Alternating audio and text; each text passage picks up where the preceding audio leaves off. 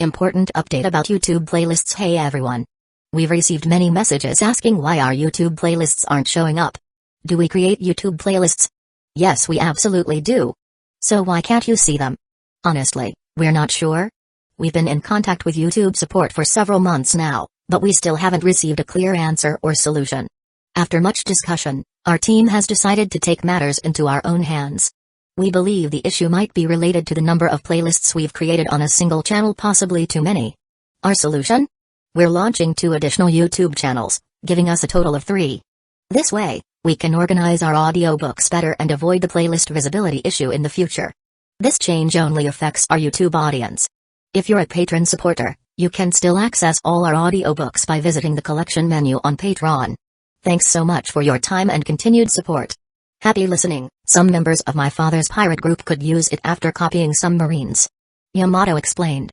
A technique that allows walking in the air? Zoro became quite curious and surprised at this revelation. Is your father also a pirate? Nami asked, surprised. Yes, that old bastard. I can't wait to go back to Wano and kick his ass along with Luffy. Yamato replied without looking at Nami, keeping her eyes on the ships ahead. No matter what kind of technique the enemy uses, Luffy can't lose to anyone in the East Blue. Usopp asserted with conviction, and most nodded in agreement, while Nami watched in amazement. Ow! Ow! Sharky, Sharky.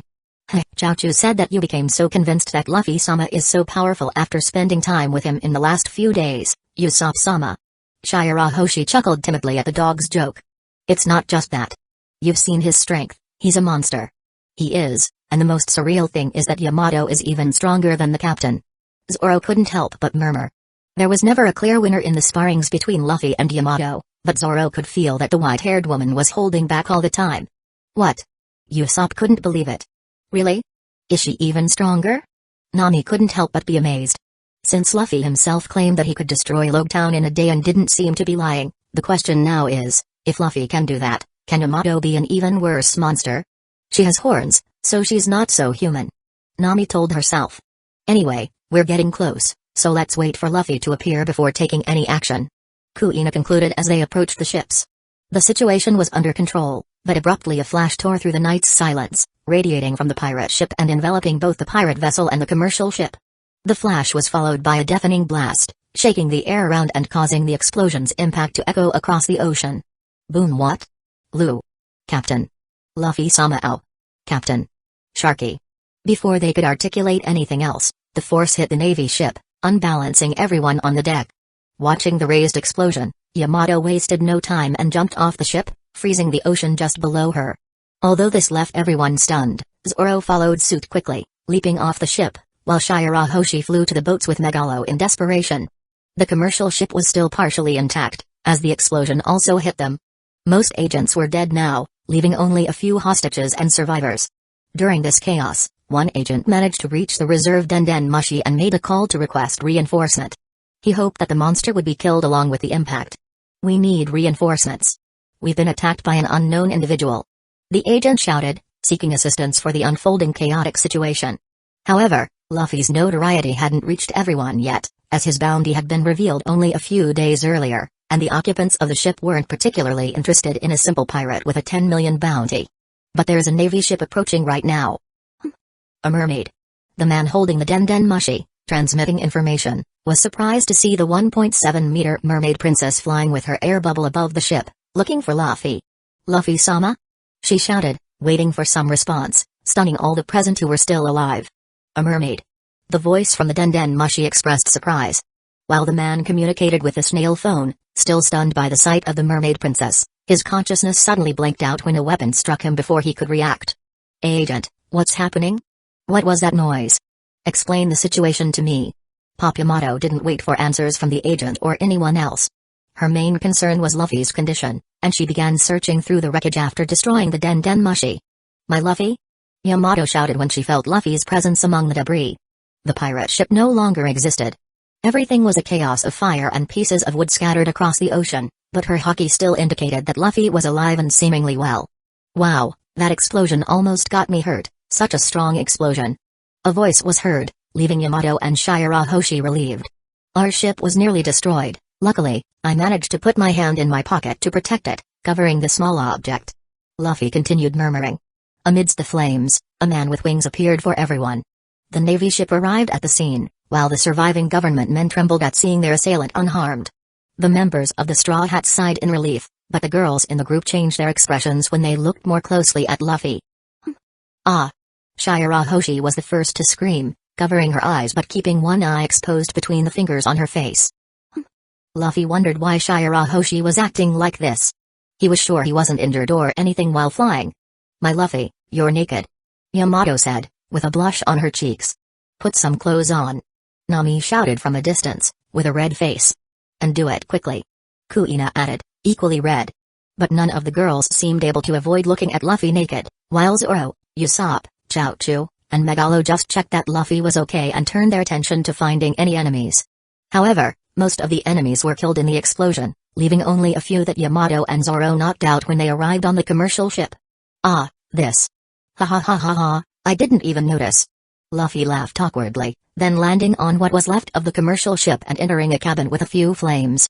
Quickly, he summoned the same clothes he had acquired last time through the system as he entered one of the rooms. Ready. Sorry about that, I just didn't realize when my clothes were disintegrated. Luffy said, scratching his head. He wasn't an exhibitionist, but his nudity went unnoticed. Anyway, I almost got caught in the explosion. Who would have thought there was such a large amount of explosives on the pirate ship used by the government? Luffy commented, looking at the now destroyed ship's wreckage. My luck was using the more fruit model, amplify human devil fruit 30 times to increase my hardness and defense. That enhanced my body even more, preventing me from being injured during the explosion. Luffy spoke casually, explaining his peculiar technique to everyone. It's a shame that ship was destroyed. I had some hope of getting some Cypher Palladium training manuals, but now it's a distant wish. Luffy lamented, looking at the floating debris. CP? Nami asked curiously. Yes, these men are agents of a powerful group from the world government.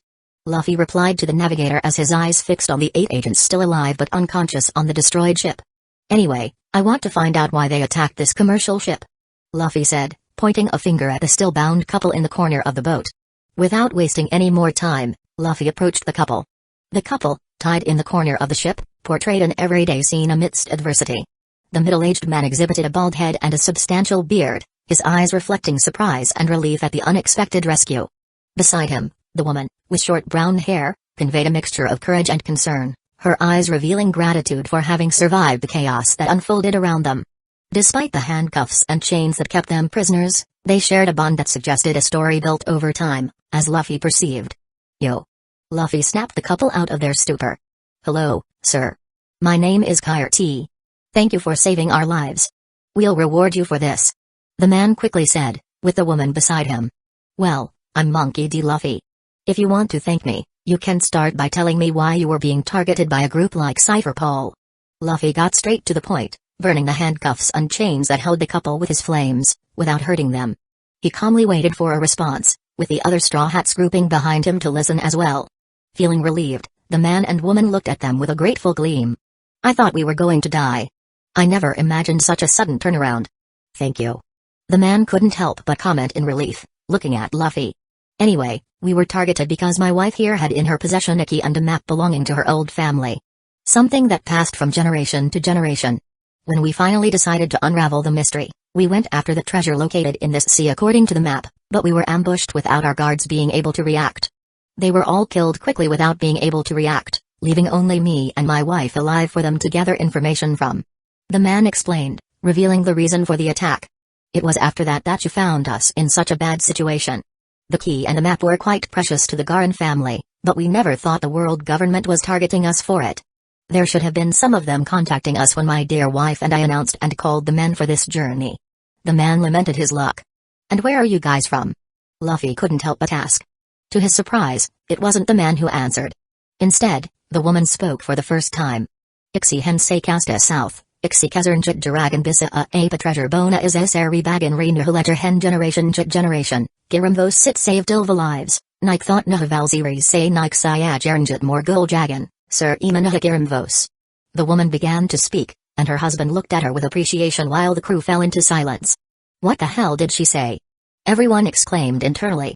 No one understood this woman's language, and she seemed to expect them to comprehend. Chapter 34, Drip to Barity 04. I see. Luffy was the first to break the silence, even without fully comprehending the woman's mysterious words. Clearly, you don't understand.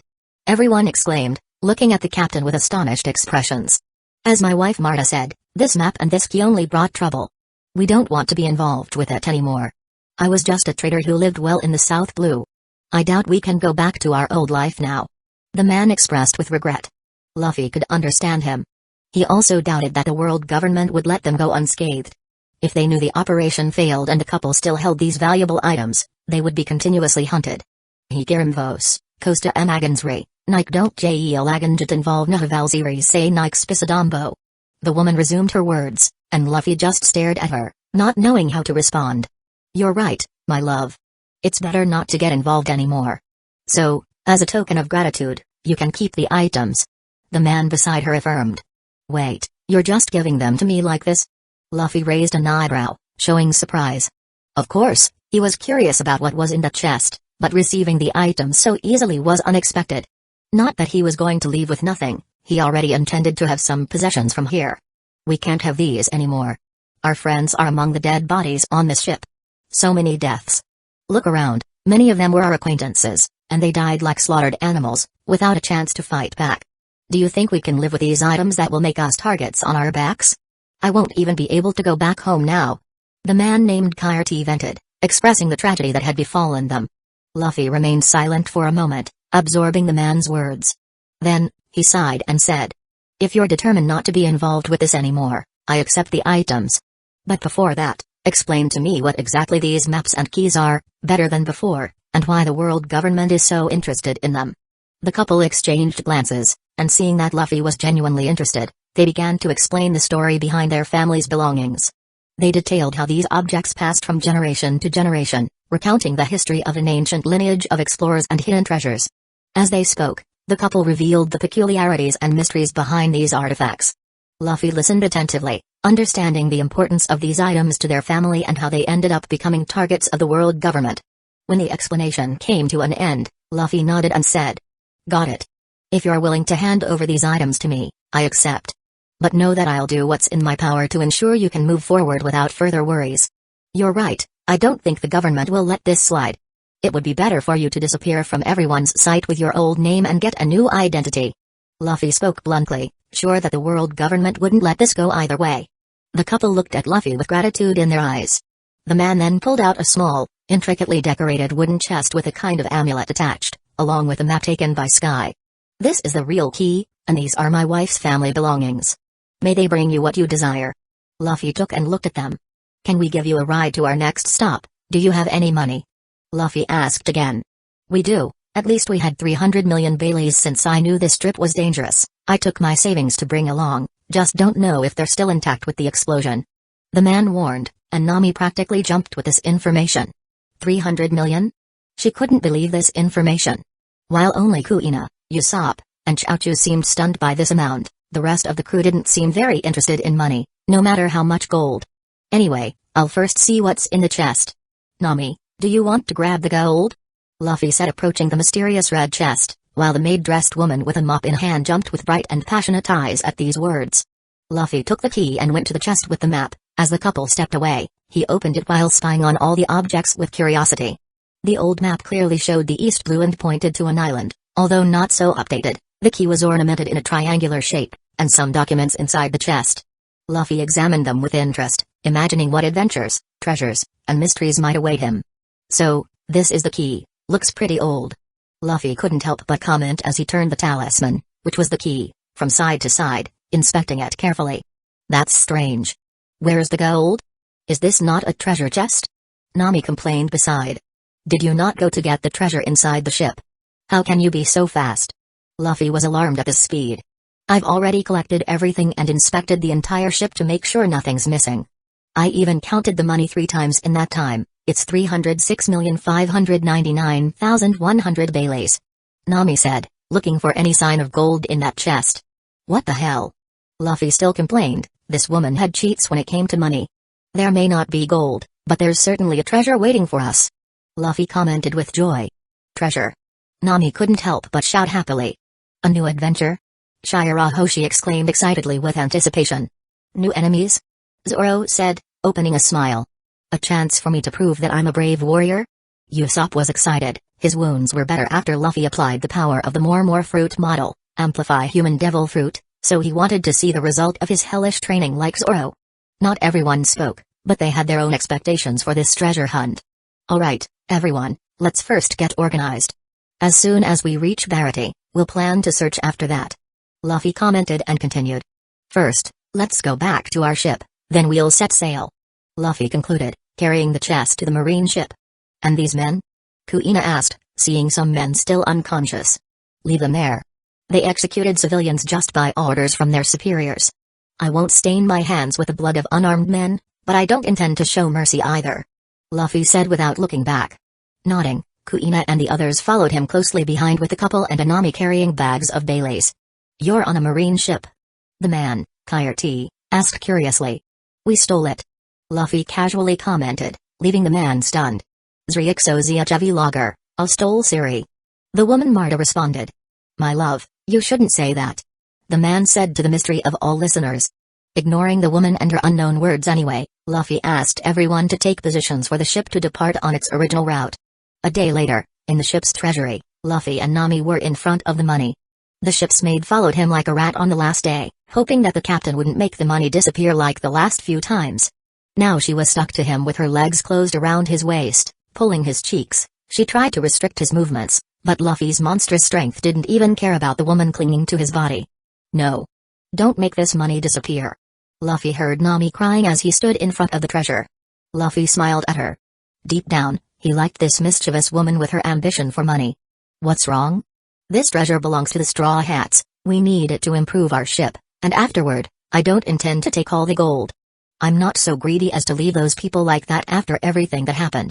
Luffy commented, and Nami looked at him for a while. You don't seem so bad.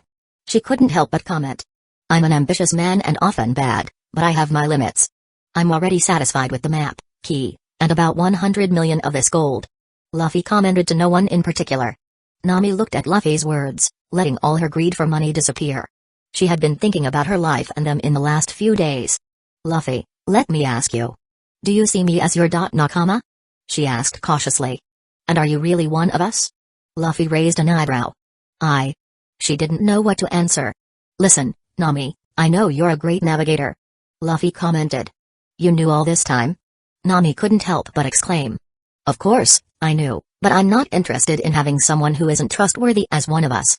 Your intention was never to be a part of the group. Luffy looked serious at her. Then why am I here? You just wanted to laugh at me when you made me your maid?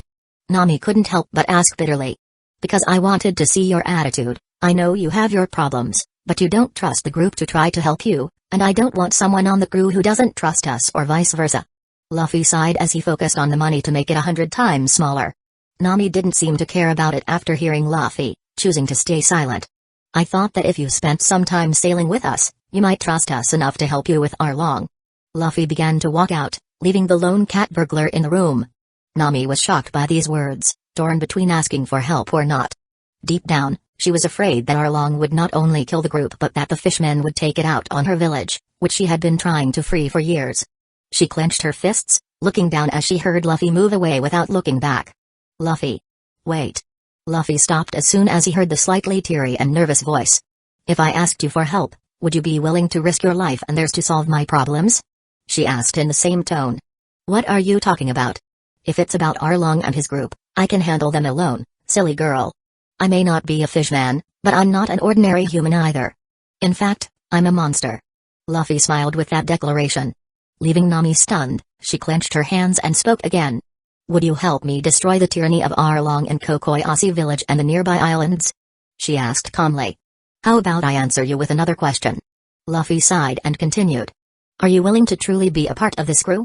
What I intend to do sailing the seas will shock the entire world. I don't intend to be a Goldie Roger, I'm more like a Roxy Zebuk at sea. Maybe the whole world will be my enemy in the coming years, but I know I'll have a group that supports and trusts each other like a family. And they're willing to fight against all enemies. Arlong will be a flea compared to what you'll face. Luffy stopped and looked at the girl without words and continued. Of course, the greatest navigator in the world is welcome here. So, I ask you, Nami, are you willing to embark on an adventure that will bring dangers thousands of times worse than Arlong? Are you willing to bear the burden that the whole world may be your enemy in the coming years, having only your crewmates to move forward with so many enemies? I won't force you, and in any case, I'm going to Kokoyasi village to take the heads of Arlong and Commander Rat at base 16, whether you like it or not. But if you're still willing to join us, I'll make you feel like family and strengthen you to the point where you see Arlong as an insect from your past. Luffy didn't hide his intentions. Enemies thousands of times worse than Arlong? Being an enemy of the whole world? Getting so strong that Arlong is seen as an insect?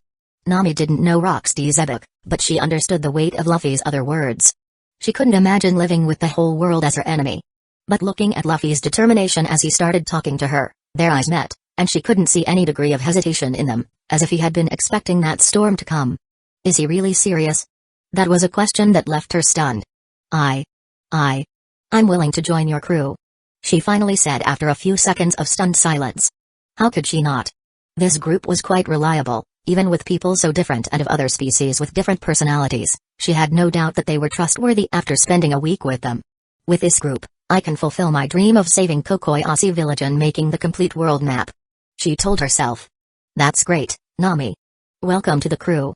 Luffy had a big smile because finally, his navigator agreed to join the crew without betraying them first.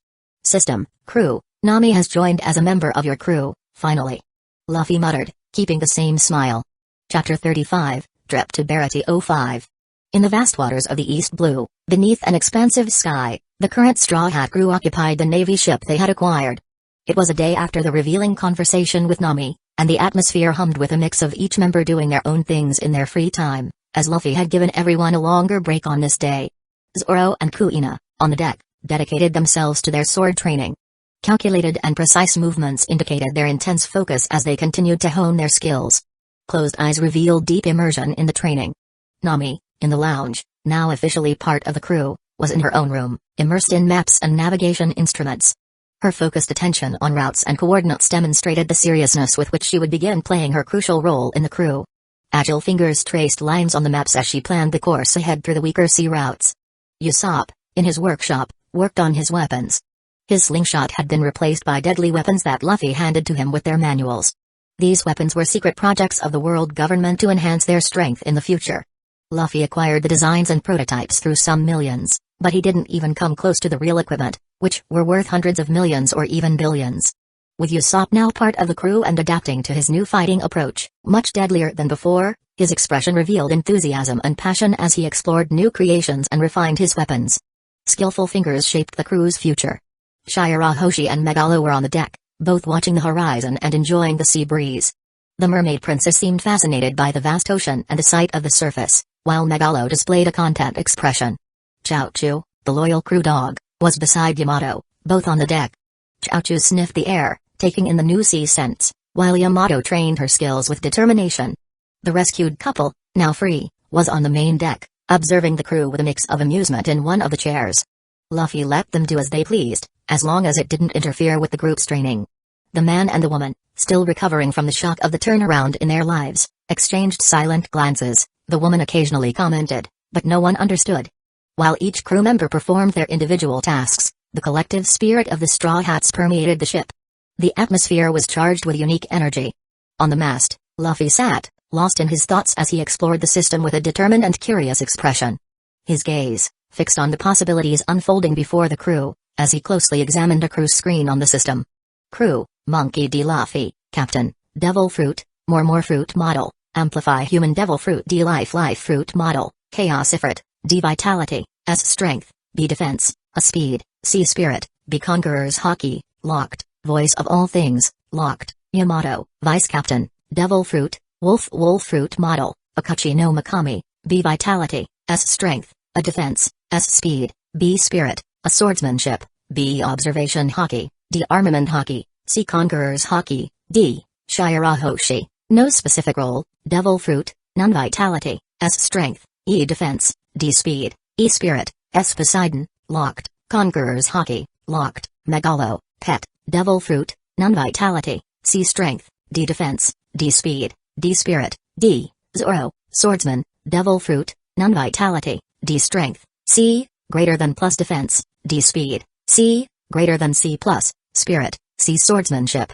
Sandro, C. Conqueror's Hockey, Locked, Trafalgar Lamy, Dr. Devil Fruit, Operation Fruit Model, Modification Human, C Vitality, C Strength, C Defense, C Speed, B Spirit, C Swordsmanship, D Conqueror's Hockey, Locked, Dash as a member of his crew, all his talents increase by 100%, Vippo, Assistant, Devil Fruit, None Vitality, D Strength, E Defense, E Speed, E Spirit, C, Dash as a member of his crew, all his talents increase by 100%, Chow Chu, Guard Dog, Devil Fruit, None Vitality, D Strength, E, greater than E plus, Defense, E, greater than E plus, Speed, E Spirit, E, greater than E plus, Dash as a member of his crew, all his talents increase by 100%, Usopp, Sniper, Devil Fruit, None Vitality, E Strength, E, greater than E plus, Defense, E, greater than E plus, Speed, D Spirit, E, Dash as a member of his crew, all his talents increase by 100%, Nami, Navigator, Devil Fruit, None Vitality, E Strength, E Defense, E Speed, E Spirit, C, Dash as a member of his crew, all her talents increase by 100%, System Rules, the system's ranking level goes from letter E to X, with X being the mortal limit, understood within this classification from lowest to highest as listed below. E, greater than D, greater than C, greater than B, greater than A, greater than S, greater than SS, greater than SS, greater than X. The group is getting bigger, Luffy thought as he looked at all the information on the screen. Luffy originally left this sea with 5 members, now he has 10 members. With Kuina to join still, but I'm sure she'll accept in the end, and there's also Sanji if he's at Barity. Furthermore, the only ones who increased their stats were Zoro, Chaozu, and Usopp. Even if it was in weaker stats, Luffy was still satisfied with it after training with them for a few days. Chaozu had the biggest evolution among them. He took 200 million of the money he got from the couple and put it into the system. He planned to leave them with 100 million to start over with a gift that would make them safer in case the government attacked them again. Closing the cruise screen, Luffy opened the shop screen. There were all kinds of things this world could offer, of course, with some rules. He couldn't take anything in someone else's possession. Imagine Mihawk's black sword disappearing from his back and ending up in the middle of the East Blue, or even with Shanks and Whitebeard's weapons. It would be too treacherous. Wait a minute, Mihawk must be in this sea now. Luffy murmured when he thought of that, but then thought that this should be a concern when he reached Barity and focused his attention on the new list in front of him. Clicking on some options, he made his wish list in his cart. Upgrade and evolve a ship to level 2. Price, 500 million berries. Upgrade and evolve a ship to level 3. Price, 1 billion berries. World Government Manual, all techniques and details about Marine 6 styles by the High Government. Price, 2 billion berries. This is the world's largest Marine 6 styles manual. Only the Sacred Knights are trained in this manual. World Government Manual, everything about observation hockey techniques and training, detailed after hundreds of years by the High Government. Price, 2 billion berries. This is the world's largest manual on observation hockey. Only the Sacred Knights are trained in this manual. World Government Manual, everything about armament hockey techniques and training, detailed after hundreds of years by the High Government. Price, 2 billion berries. This is the world's largest manual on armament hockey. Only the Sacred Knights are trained in this manual. World Government Manual, everything about conquerors hockey techniques and training, detailed after hundreds of years by the High Government. Price, 3 billion berries. Hidden knowledge of conquerors hockey and Mary Joyce, which only a few people have trained in for hundreds of years for the World Government. World Government Manual, complete package everything about the 3 hackies techniques and training, detailed after hundreds of years by the High Government. Price, 5 billion berries. This is the world's largest manual on the 3 hackies. Only the Sacred Knights are trained in this manual. Supreme Grade Sword, Ace. Price, 10 billion berries. Last used by Goldie Roger, currently not in anyone's possession. Life Fruit Model, Phoenix. Price, 5 billion berries. Mythical Zone Genderless of the Phoenix. Fire Element, Life Fruit Model, Garuda. Price, 5 billion berries. Mythical Zone Female of the Garuda. Wind Element, Life Fruit Model, Ramu. Price, 5 billion berries. Mythical Zone Male of the Ramu. Lightning Element, Life Fruit Model, Titan. Price, 5 billion berries. Mythical Zone Male of the Titan. Earth Element, Life Fruit Model, Bahamut.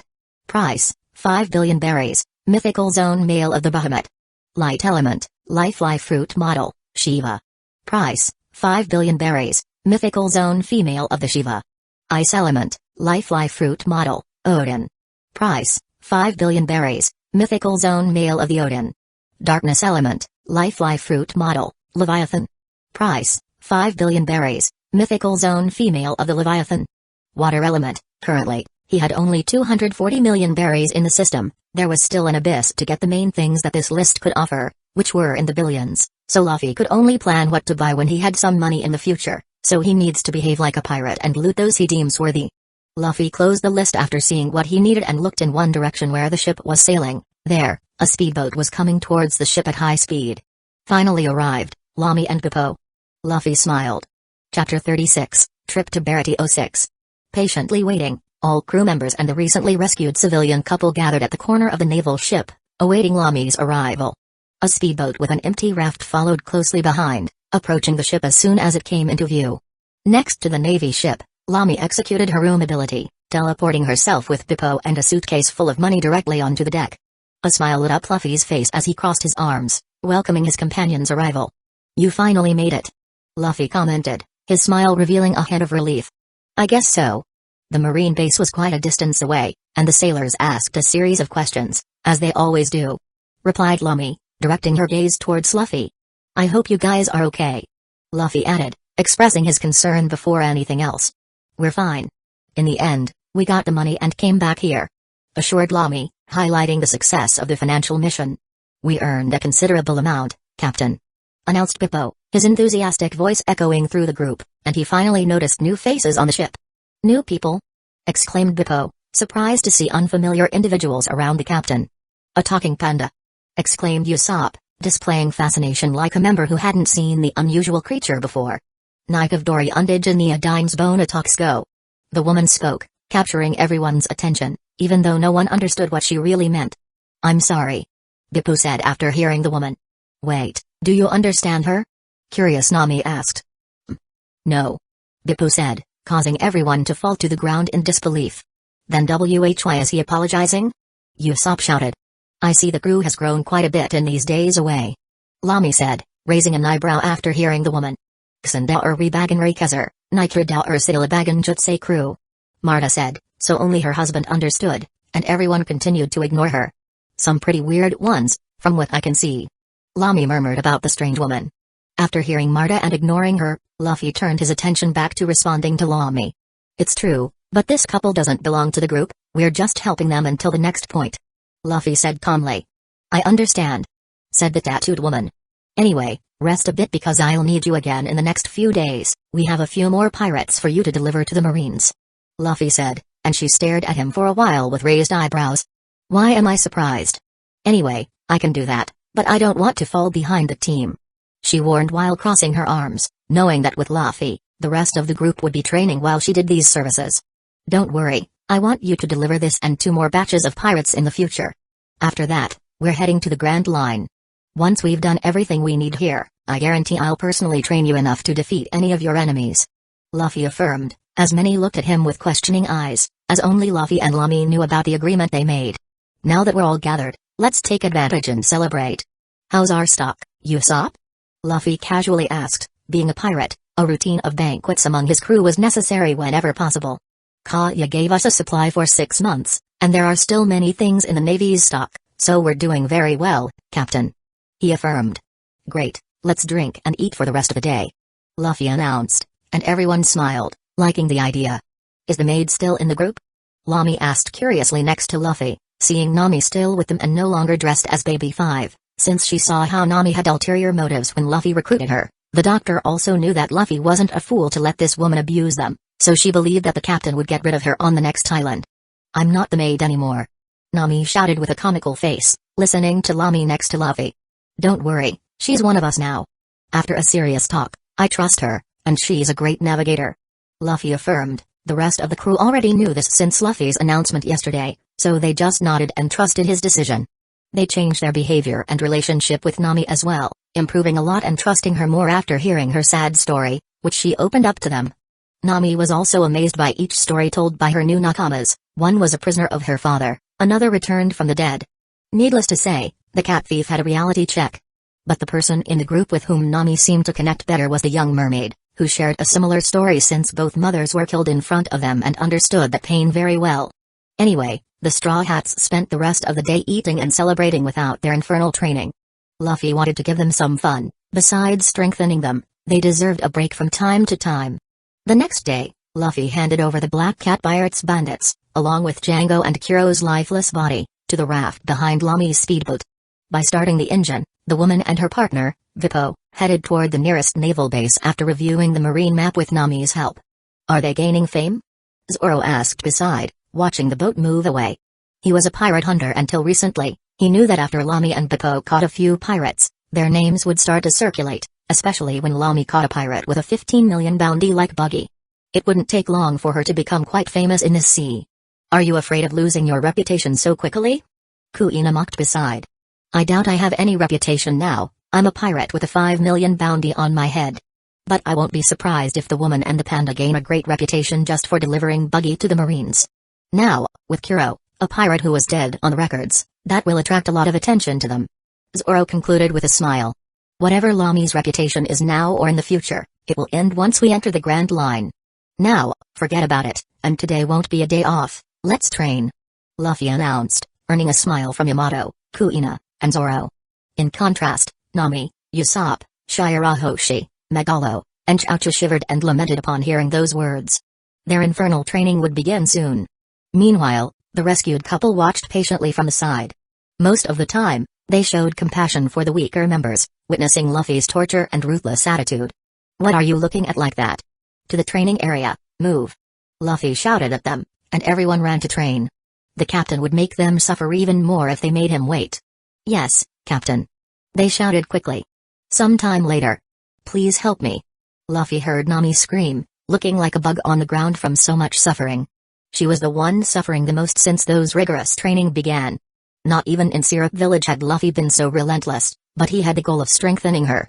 Luffy sighed and picked her up in his arms like a princess, taking her to one of the cabins, where she would rest until she recovered to be able to help with the ship's navigation again. Upon returning to the deck, Luffy was approached by Usopp, who had spotted something in the sea. Captain, is that a rock? Can I shoot? He asked. No, there's a person in that location. Luffy replied with a smile, believing that meeting was predestined, like many others in the canonical work. A person, Luffy-sama? Shirahoshi asked curiously, flying to his side. I only see a rock, and my haki doesn't reach the location. Yamato complained. Don't worry, I'm telling the truth. They seem trustworthy, let's help them since it looks like they went through a shipwreck. Luffy said, and Zoro took the helm in the indicated direction. Thus, the ship arrived alongside that rocky formation in the middle of the ocean. Sharky. Megalo was the first to inspect the site, flying out of the ship. A flying shark. Luffy and the others heard an astonished voice as they spotted Megalo. Get out of here, monster. I won't let you eat me and my partner. The voice sounded indignant but also carried fear in its tone. Sharky, Sharky. Megalo, scared by that phrase, began to squirm and fled back to the ship. He is scared. Are they not bad people? Shirahoshi hugged her friend, showing concern in her voice.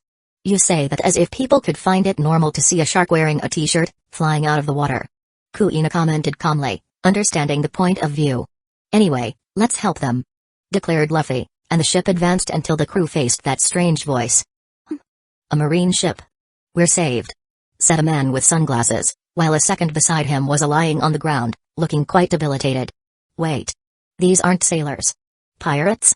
The man exclaimed as soon as he noticed Luffy's look and smile, clearly denouncing that shirtless, tattooed man as a wrongdoer on a marine ship. So, do you want help? Luffy asked calmly, noticing the man's hesitation. You. Zoro arrived next to Luffy with a bored face, but when he saw who the man on the rock was next to the fallen companion, he shouted in astonishment. Aren't those pirates on a marine ship? Yosaku murmured, almost fainting beside the group, clearly not sailors. We fell into a trap, brother. Juni shouted in frustration. Wait, isn't that Zoro? Yosaku opened his eyes a little and said weakly. Brother Zoro? Zoro Aniki. Johnny, the bounty hunter, expressed joy upon seeing Zoro. Johnny, what the hell are you doing here? And what happened to Yosaku? Zoro inquired loudly. It didn't take long for them to be brought onto the boat. Observing the state of the man lying and muttering incomprehensible things, Yamato commented. He doesn't seem well. It's a shame Lami left not long ago. As a doctor, she could help. Lamented the horned woman. Damn it. Grumbled the man, apparently not caring that he was now among pirates. His focus was entirely on saving his partner. He's vitamin C deficient. Nami's voice reached the group. She was a bit weak and limping, but she was recovering from training. Then let's nurture him. Usopp, get some citrus fruits from the stock. Luffy ordered. Yes, Captain. Usopp ran to the stock. While Nami explained that his worst situation was exposure to the sun without the necessary nutrients, Usopp filled the man's mouth with lemon. It didn't take long for the man to get up, as if he had just woken up from a long sleep and not from the critical state he was in just 5 seconds ago. He woke up so fast. Nami exclaimed. Hi hi hi hi hi hi hi hi hi hi hi hi. As part of a ritual, they began to dance and sing strange words. I see strange, said the woman named Marta, who spoke in an incomprehensible manner. True, dear, they are quite strange, said her husband. They are weird, they say? Everyone exclaimed to the bizarre couple. Hee hee hee. How funny. Shirahoshi said, laughing at the duo still dancing. A beautiful woman with a tail. They shouted, seeing the mermaid seriously for the first time, as she wasn't wearing a dress on the ship.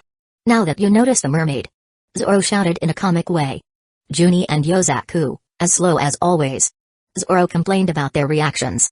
Zoro, how do you know these guys? Usopp asked beside.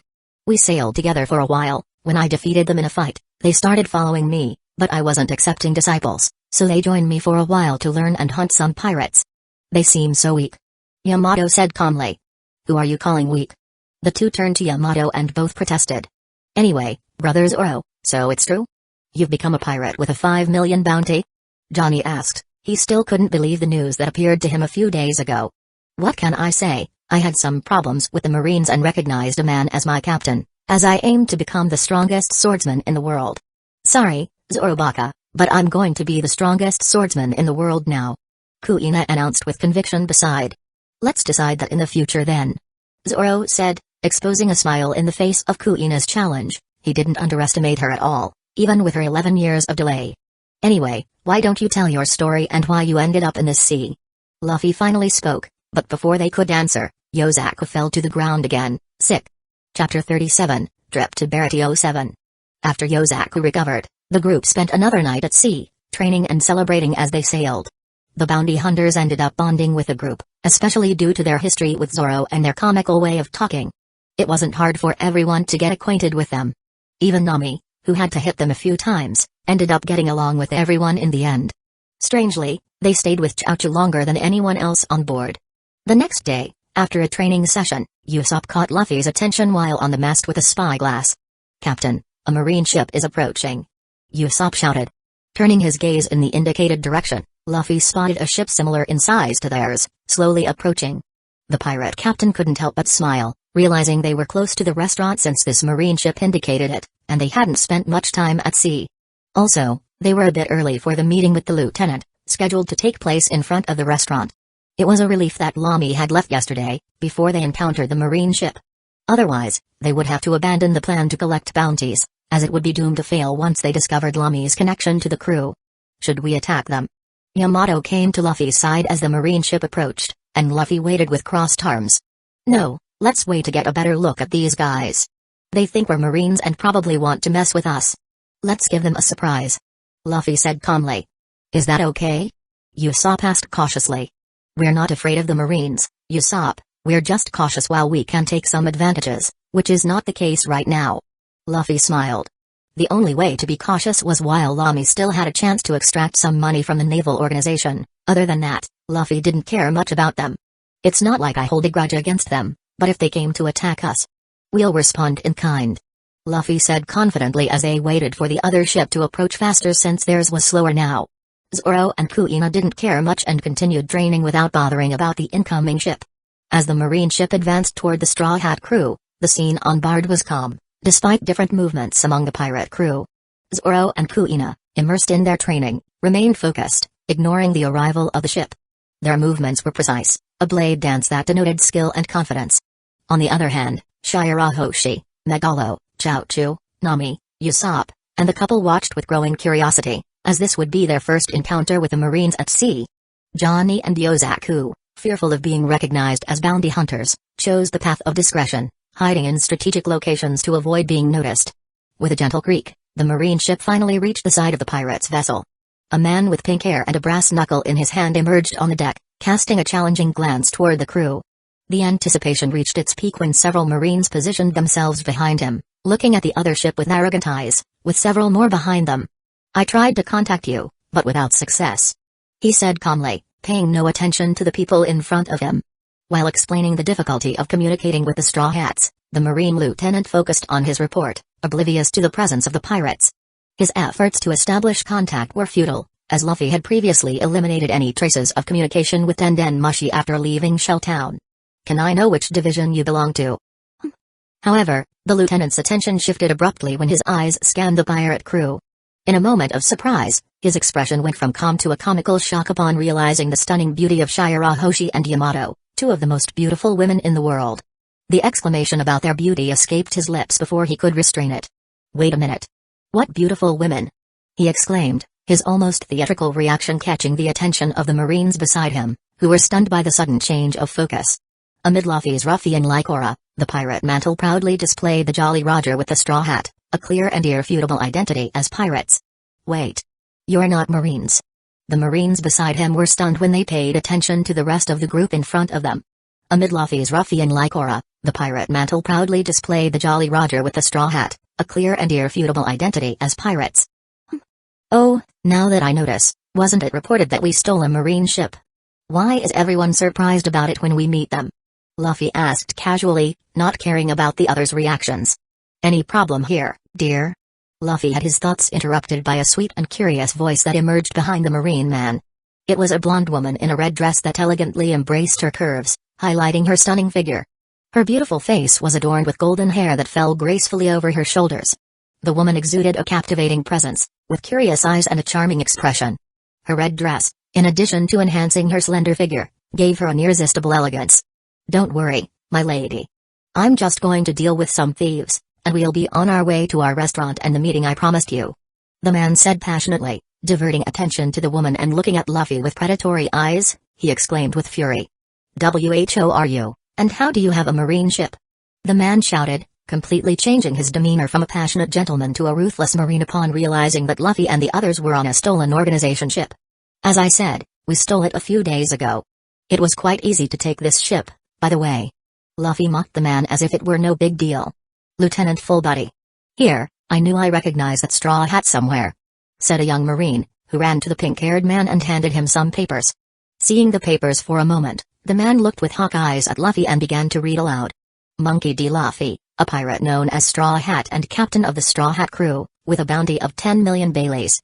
Crimes: attacked a Marine base 153, stationed in Shell City, taking the entire base hostage and cold-bloodedly killing its commander, Morgan, in the process. In addition to being a murderer, he hospitalized many Marines and exploded a part of the base, causing terror in the hearts of all civilians in Shell City. Lastly, stole a Marine ship, location, unknown. Warning, if spotted, report to Marine Fort Headquarters immediately, avoid fighting if civilians are not in danger." The man read aloud with a mocking tone. Luffy was already surrounded by his comrades at this point. Even Zoro and Kuina came to see with curiosity the commotion. No one had seen these detailed pieces of information in the newspaper, as it only mentioned that Luffy attacked the base and killed its commander. Moreover, Lami could have this information as a bounty hunter, but she hastily left the Marine base as soon as she handed over Buggy. Everyone in the crew was attentively listening to all his crimes, which made Luffy find it hilarious. "Oh? Am I famous now, huh?" Luffy teased while crossing his arms. 10 million isn't a very large amount, even in this sea.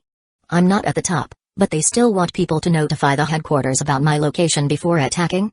This means that Granny pulled some strings to protect me and is coming here soon. Luffy reflected. "I still think 10 million is too little." Yamato complained behind Luffy. "How can 10 million be little? It's 10 million. Kuina, Nami, and Usopp exclaimed because, for them, who lived in the East Blue their whole lives, 10 million is an unbelievable amount, and only outlaws can have that on their heads. 10 million is nothing in the sea." Luffy couldn't help but comment. While the Straw Hats were arguing, Fullbody picked up a second paper and began reading as he did with the first. Roronoa Zoro, pirate swordsman belonging to the Straw Hat crew, with a bounty of 5 million Baileys. Crimes: former bounty hunter, now a criminal after escaping from prison and justice, killing defenseless Marines during the escape. "Zoro, you're a dangerous criminal," Kuina complained to her old friend. "Clearly, that's a lie. I didn't kill anyone in base 153. Even though I wanted to fight at the time, I ended up turning into a pack mule in the end. Zoro complained. Ha ha ha ha ha ha. They painted you as a murderer there. Luffy laughed at his swordsman. You guys are wanted criminals by the law. The man, who held the rank of lieutenant, spoke again without reading the papers, pointing to the group. We are, so what? What do you intend to do about it? Luffy taunted, still with crossed arms. I, Lieutenant Fullbody, will arrest you here and now. The man called Fullbody declared. He's narcissistic. Usopp said with a grimace beside. He just wants to impress that woman there. Luffy said calmly, pointing to the woman. Shameless.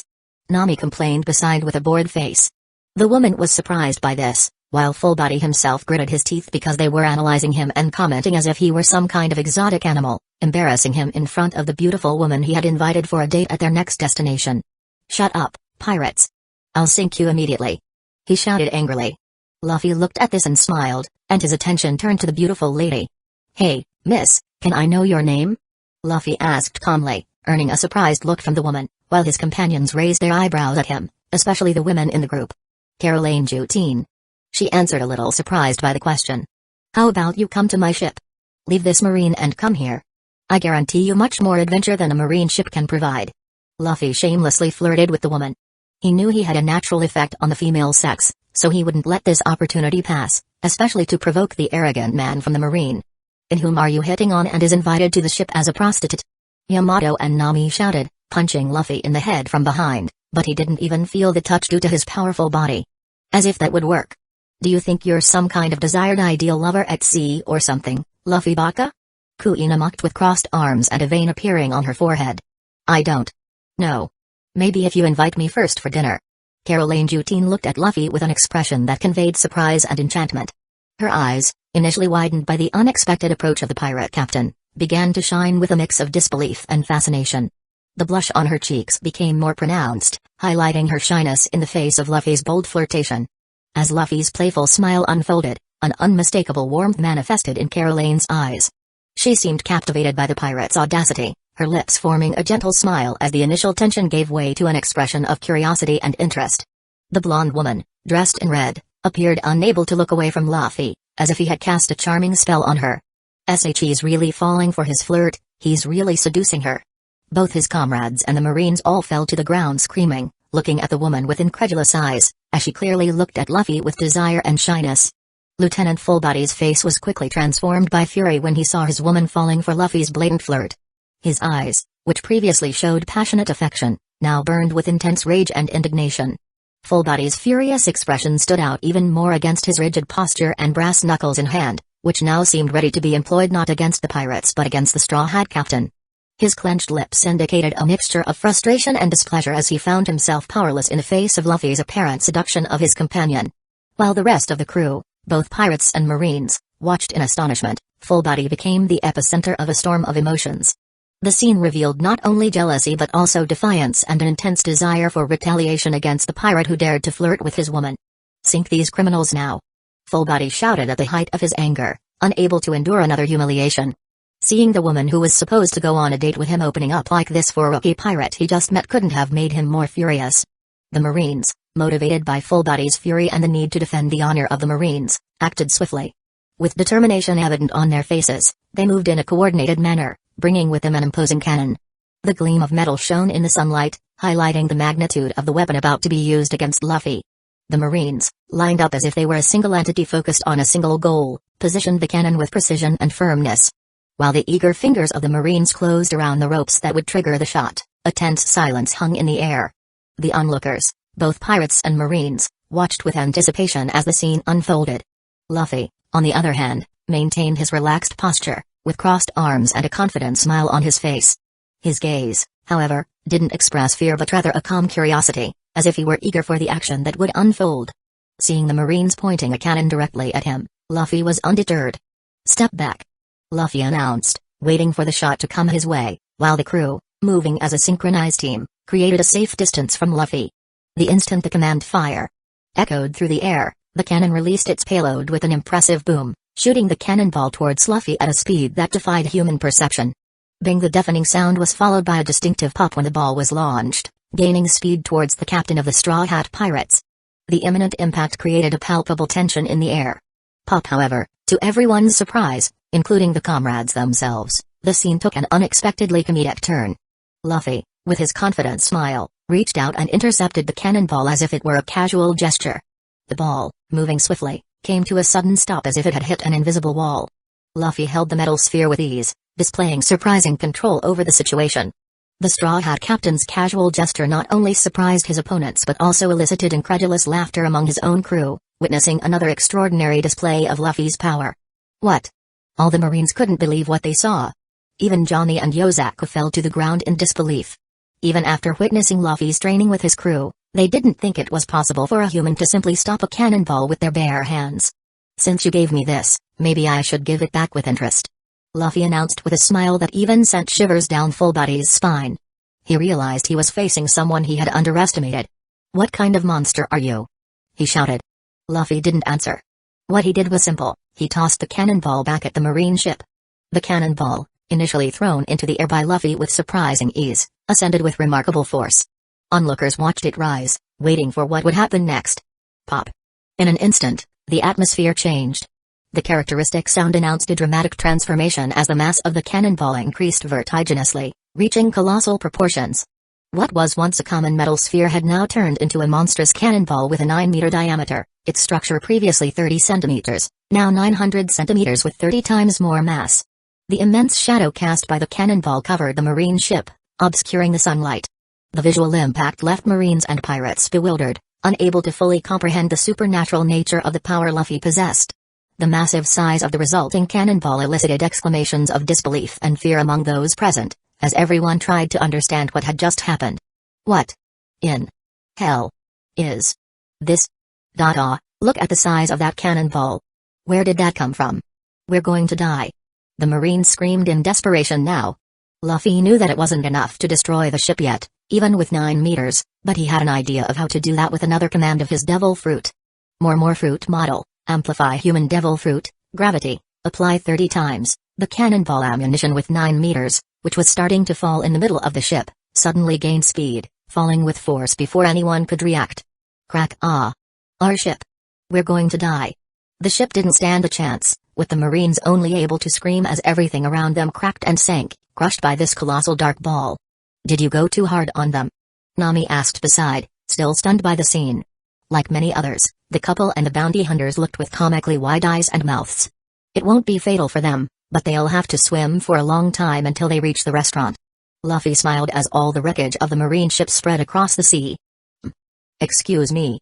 A new voice was heard among the crew, while everyone was busy watching the ship being destroyed. When everyone turned, they saw the beautiful blonde woman in a corner of their ship. How did she get in here? Everyone murmured. I wanted to know. Is your offer still valid? She said timidly, scratching her hands and looking at Luffy. What are you talking about, seducing on my Toki? I mean, my Luffy. Take this. Yamato appeared beside, punching the poor woman, who flew like a rocket to the broken marine ship. Everyone heard her screaming. You didn't have to go that hard, Yamato. Luffy commented a bit lost. He didn't know Yamato could be so jealous. Yamato crossed her arms and huffed, turning her face, refusing to look at Luffy. Sighing, he could only sigh and continue the journey, leaving the Marines and the woman behind. Come on, we have a restaurant to get to later today. Luffy announced, using his power to speed up his ship like never before, leaving the broken ship behind. Chapter 38, Verity 01. After resolving the situation with the marine ship, the crew continued on their journey, sighting the restaurant on the horizon some time later. As they approached, a sense of awe seized Luffy and his crew. The sea restaurant was a unique spectacle, and the sight of it enchanted everyone. The Verity rose imposingly above the sea's waters, a splendid floating restaurant that defied imagination. Built on various interconnected platforms, the venue featured a unique architecture that blended the functionality of a ship with the elegance of a luxury establishment. Graceful towers rose above the waves, adorned with banners swaying in harmony with the sea breeze. Connected by suspended bridges, the platforms offered a breathtaking view of the vast ocean. Stone lions guarded the entrance, giving a majestic aura to the Verity. The external structure reflected the fusion of maritime themes and refined details, providing an imposing and intriguing look. As they approached the restaurant, the Straw Hat crew was amazed by the grandeur of the Verity. The nautical details and the majestic structure left Luffy and his companions in awe. The spacious platforms and large windows promised panoramic views of the ocean, while a legendary cuisine piqued everyone's curiosity. Amazing. The sea outside Wano is so fascinating. Thank you, Luffy, for freeing me from that old tyrant. Yamato expressed her gratitude to Luffy for freeing her from the shackles imposed by her father. It's truly extraordinary. Beyond the sky, there are so many peculiar and amazing things on the surface. Shirahoshi, also someone previously confined, marveled at the diversity of the world beyond her prison. This place is quite luxurious. Zoro commented, directing his admiration to the restaurant itself. I've never heard of this place. Kuina observed the restaurant with curiosity. And to think that such a place exists in this vast sea. Usopp expressed his surprise, making the most of it even after a few days of leaving Syrup Village. This place is highly renowned and certainly lives up to its reputation. Nami, with a knowledgeable tone, shared her observations about the location. Sharky. Megalo said if there are some seaweeds, he misses eating some that were served at my father's palace. Shirahoshi said. Doubtful, but we'll see soon. Luffy replied calmly. Arf. Let's go then, I know you'll enjoy the food, Chouchou. Luffy responded to the crew's watchdog's expectation. I heard that the place has powerful waiters who can kick out any troublemaker looking for trouble. Johnny said. Be careful, brother Luffy. Yozaku said next to his partner. We're not bullies. Zoro commented next to him, puffing. Kuina continued to steer the helm towards the location. The place even had a support for 6 large boats to dock and seemed to be a busy day, as all the spaces were occupied by tourist and commercial boats. So the ship didn't anchor but stopped at a conveniently accessible dock, and his crew laid down a plank for them to descend beside the restaurant in the open sea. Leading the way, Luffy walked off the ship onto the beach straight to the restaurant with everyone on the marine ship following him, but not before he made the ship shrink that besides needing to leave someone to take care of it, he didn't want to attract too much attention. The people in the group who hadn't witnessed his power and its possibilities were shocked when Luffy took the boat they were on until a moment ago and turned it into a miniature that fit in the palm of his hand with his ability. Climbing majestic stairs that seemed to lead to a gastronomic kingdom, Luffy opened the imposing doors of the Barati. In doing so, he was met with a stunning scene, a huge hall capable of accommodating at least 200 people, far beyond what he had imagined. It was a spectacular and grand vision, in stark contrast to his previous experiences in the original world of the work. The restaurant was bustling, with about 15 zealous waiters working hard to serve the diverse clientele. Crossing the door's threshold, one by one, Luffy's crew members entered the place, capturing the attention of everyone present with their peculiar group of humans and animals. What's that? Exclaimed someone, observing the mini Megalo. Luffy had reduced its mass even further, to only 20 centimeters, a decrease of 100 times from its original size. He used his power to make Megalo less conspicuous, but still, the creature continued to intrigue those present. Some kind of dog? Looks so strange, almost reminds me of a shark. People murmured, still debating about Megalo next to Chouchou. Who are these people? They questioned, curious and bewildered at the Straw Hat crew's triumphant entrance. Pirates? Look behind that man's cloak, there's a Jolly Roger with a straw hat. I know who they are. Saw it in the newspaper. Monkey D. Luffy, the man who killed a Marine commander and held an entire base stationed in Shell City hostage. The recently recognized pirate in East Blue with a bounty of 10 million. There's also the former bounty hunter by his side. He has another bounty of 5 million. Hey, he's clearly dangerous. I heard there's a new bounty hunter, and she's a powerful woman catching pirates above 10 million. Hope she takes down this scum too. A man spoke, referring to Lamy. Luffy raised an eyebrow hearing this, as they hadn't seen the newspaper yet. He hoped to have one soon to check the news about Lamy. But the captain is so handsome. Never seen a man so beautiful. Hey, he's a pirate, don't start finding someone like that attractive. Look, you're on a date with me, why are you falling for a scoundrel? Someone free this pirate, waiters. Doubt you can make her look at you, see the women surrounding him, they're by far the most beautiful I've ever seen. Didn't know women could be so beautiful. They're goddesses on earth. Damn scum, how does he manage to have that kind of woman by his side? They can even be more beautiful than the lovely waitress here. One has horns, and the other has a strange waist, but they're more beautiful than I've ever seen. While Luffy listened to the murmurs with his enhanced ears thanks to Ifrit, he didn't care much about this kind of conversation. His attention was focused on the man approaching, ready to help the crew enjoy the place. How may I assist you? Said a waiter who approached the group. He exuded a bit of fear with the crew's presence but disguised it very well. Like all the waiters, he appeared stern and fierce on the outside. They might not close the doors to outlaws, but they acted that way with any pirate group that passed through those doors. Well, a table for 13 would be a good start. Luffy spoke mockingly. He could understand and expect them to act this way, but that didn't stop him from responding in kind to this man. I see you're good with a pirate tongue, come with me. Are the animals included too? The waiter said in the same tone, leading us to one of the empty tables. And why wouldn't they be? Luffy retorted, earning a new stern look. The man ignored it and continued his work. Why do you have to be like this? Nami asked angrily. She started to blend in more with the crew now and took on more of the personality that Luffy remembered from the original work, which made him quite happy with his Nami since he laughed many times with her. I'm just answering your questions, simple as that. Luffy shrugged. Getting a seat under the gaze of all the customers, with some looking indifferent and many dissatisfied with their presence, they took a large table by a window overlooking the sea. Can you get a newspaper for our people? Luffy calmly asked the waiter. Sure. He responded, still stern. Is that marine guy okay? Shirahoshi she asked when she sat in her place, hiding her tail. She moved strangely, with her body seeming out of place due to the air bubble at her waist, but at least she wasn't drawing attention as a mermaid. Who knows? Maybe he'll learn not to be so arrogant next time. Luffy said calmly. While everyone picked up the menus on the table, the man who led them away stepped back to give them time to decide what to order and get the newspaper requested by Luffy. So, Luffy, you said you had someone here to recruit, who is it? Usopp suddenly asked curiously. Haven't seen them yet, but I hope they show up soon, whether it's a he or she. Luffy said, chin in hand, gazing thoughtfully at the ocean on the horizon. Wait, you don't even know if it's a man or a woman? Kuina asked, raising an eyebrow at that. I really don't know, but I'll find out soon.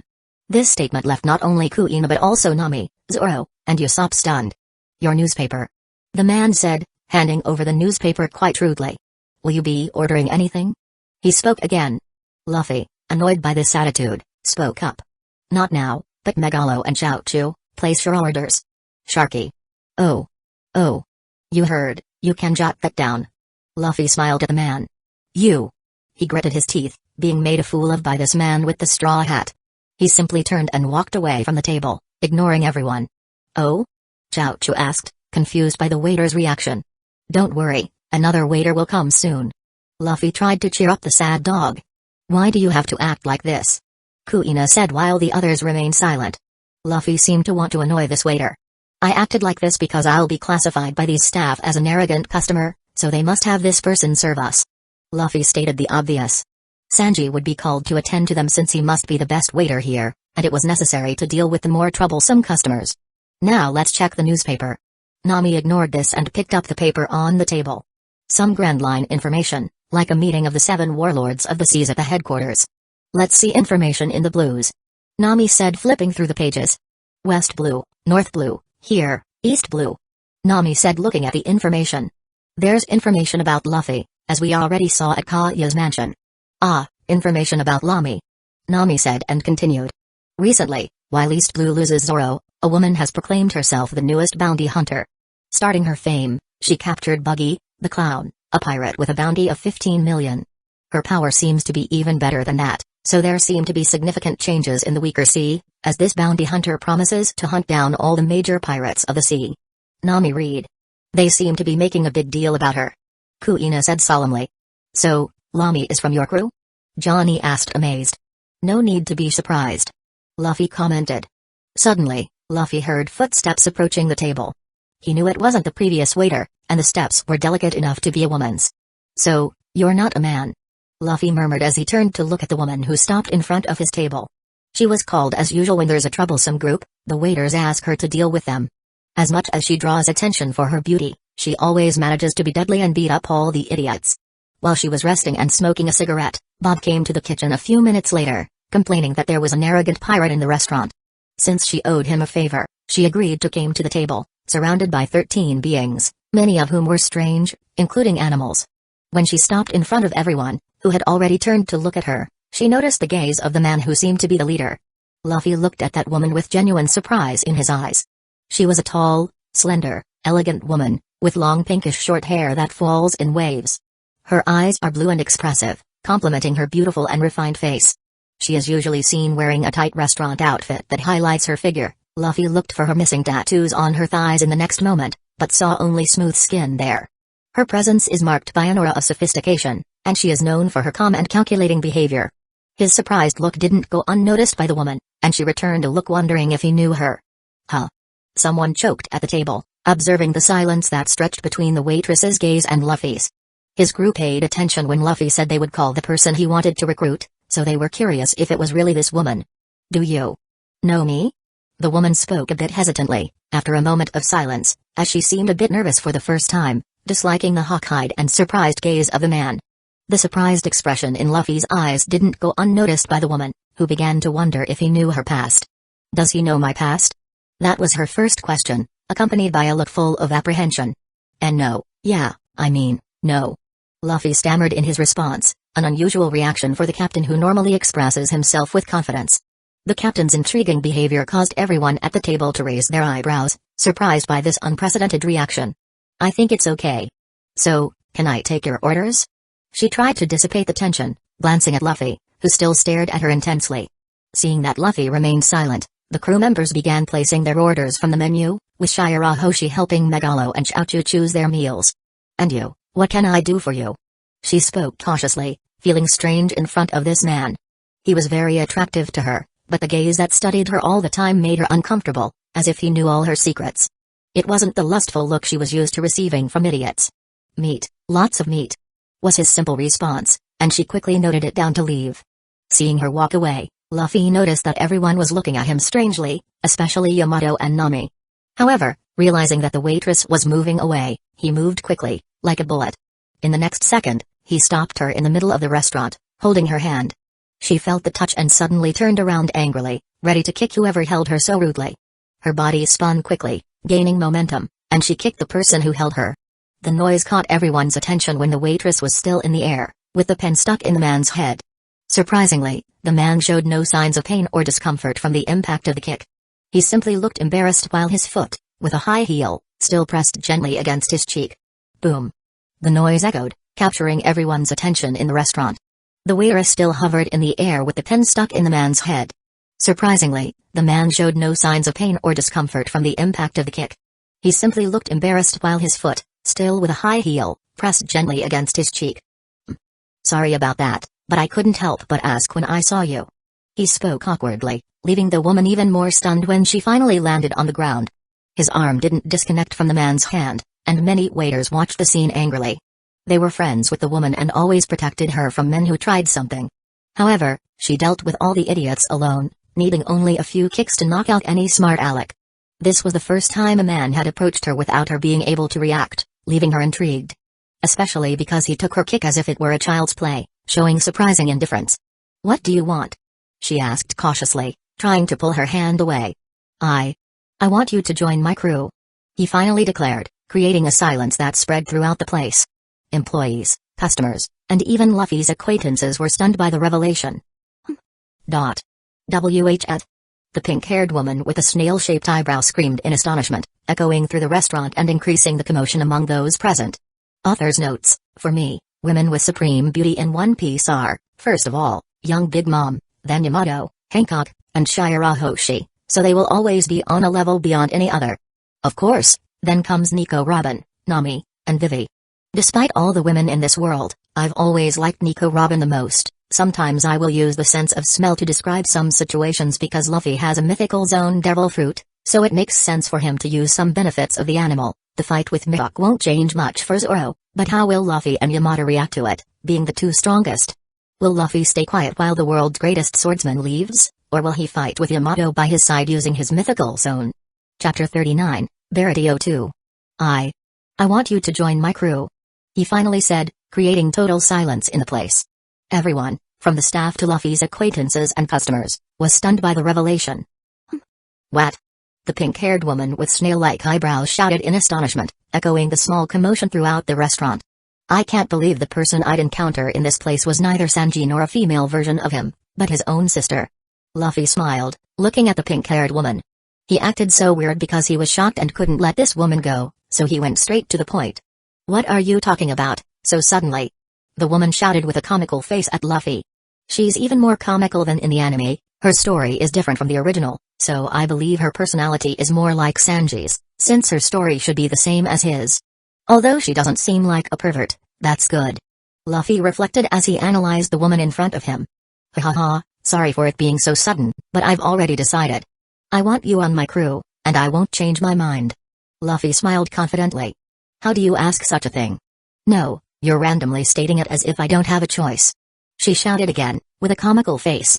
As I said, sorry for it being so sudden, but I've already decided, you're joining my pirate crew. Luffy spoke, while everyone was stunned by his words, as only Luffy and the waitress could be heard throughout the entire place. Don't decide that for others. She shouted back and continued with an angry tone, wanting to kick Luffy. And no, I'm not joining your pirate crew. She said firmly. It doesn't matter, I've already decided. I already consider you part of the group. Luffy crossed his arms with a confident smile. He really didn't want to force anyone to join the group, but he was sure this woman would be like the original Sanji. He just had to insist enough to make her leave this restaurant, so he acted more like the original Luffy here. No. No matter what, I won't accept your no. I refuse. I refuse to accept your refusal. What kind of logic is this? Prepare our food, for it will be your last day working here. Ha ha ha ha. Luffy smiled and laughed at the end good-naturedly. He finally found his cook, and a great beauty on top of that. I already said, no. The woman had a vein on her forehead as she shouted. This time, she was irritated by the strong, tattooed man who never removed that arrogant and annoying smile. Without holding back, the woman spun her body once again, while her hand was still being held, she gave another kick to his head. Boom. The sound of the impact was heard throughout the restaurant, but it didn't surprise anyone with any surprise, as the commotion had already caught the attention of the entire place while Luffy said he already considered this woman part of the crew. Ow!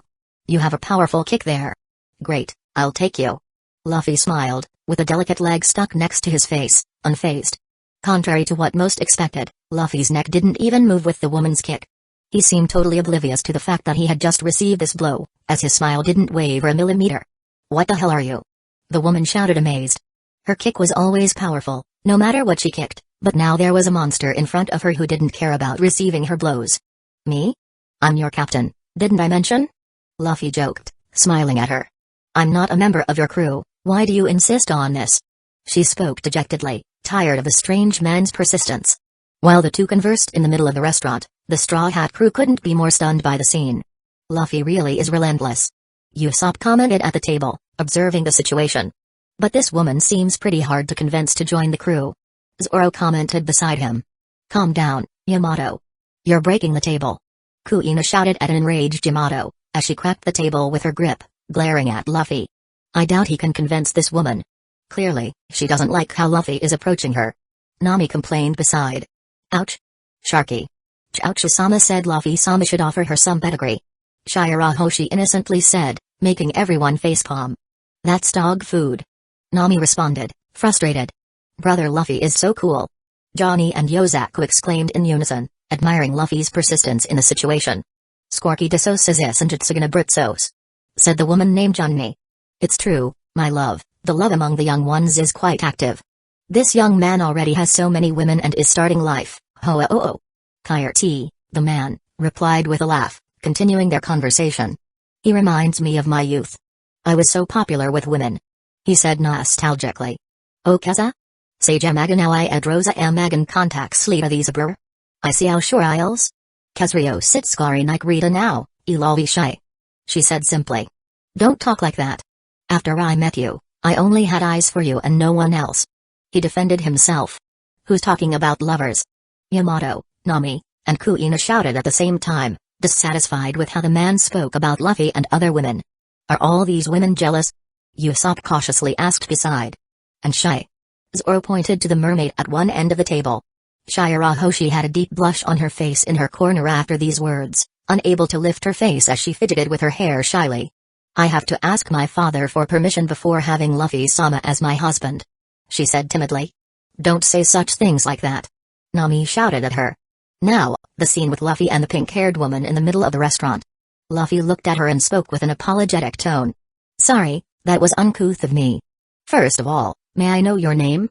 Luffy spoke calmly now, releasing his hand, which had been stuck to the woman's arm until then.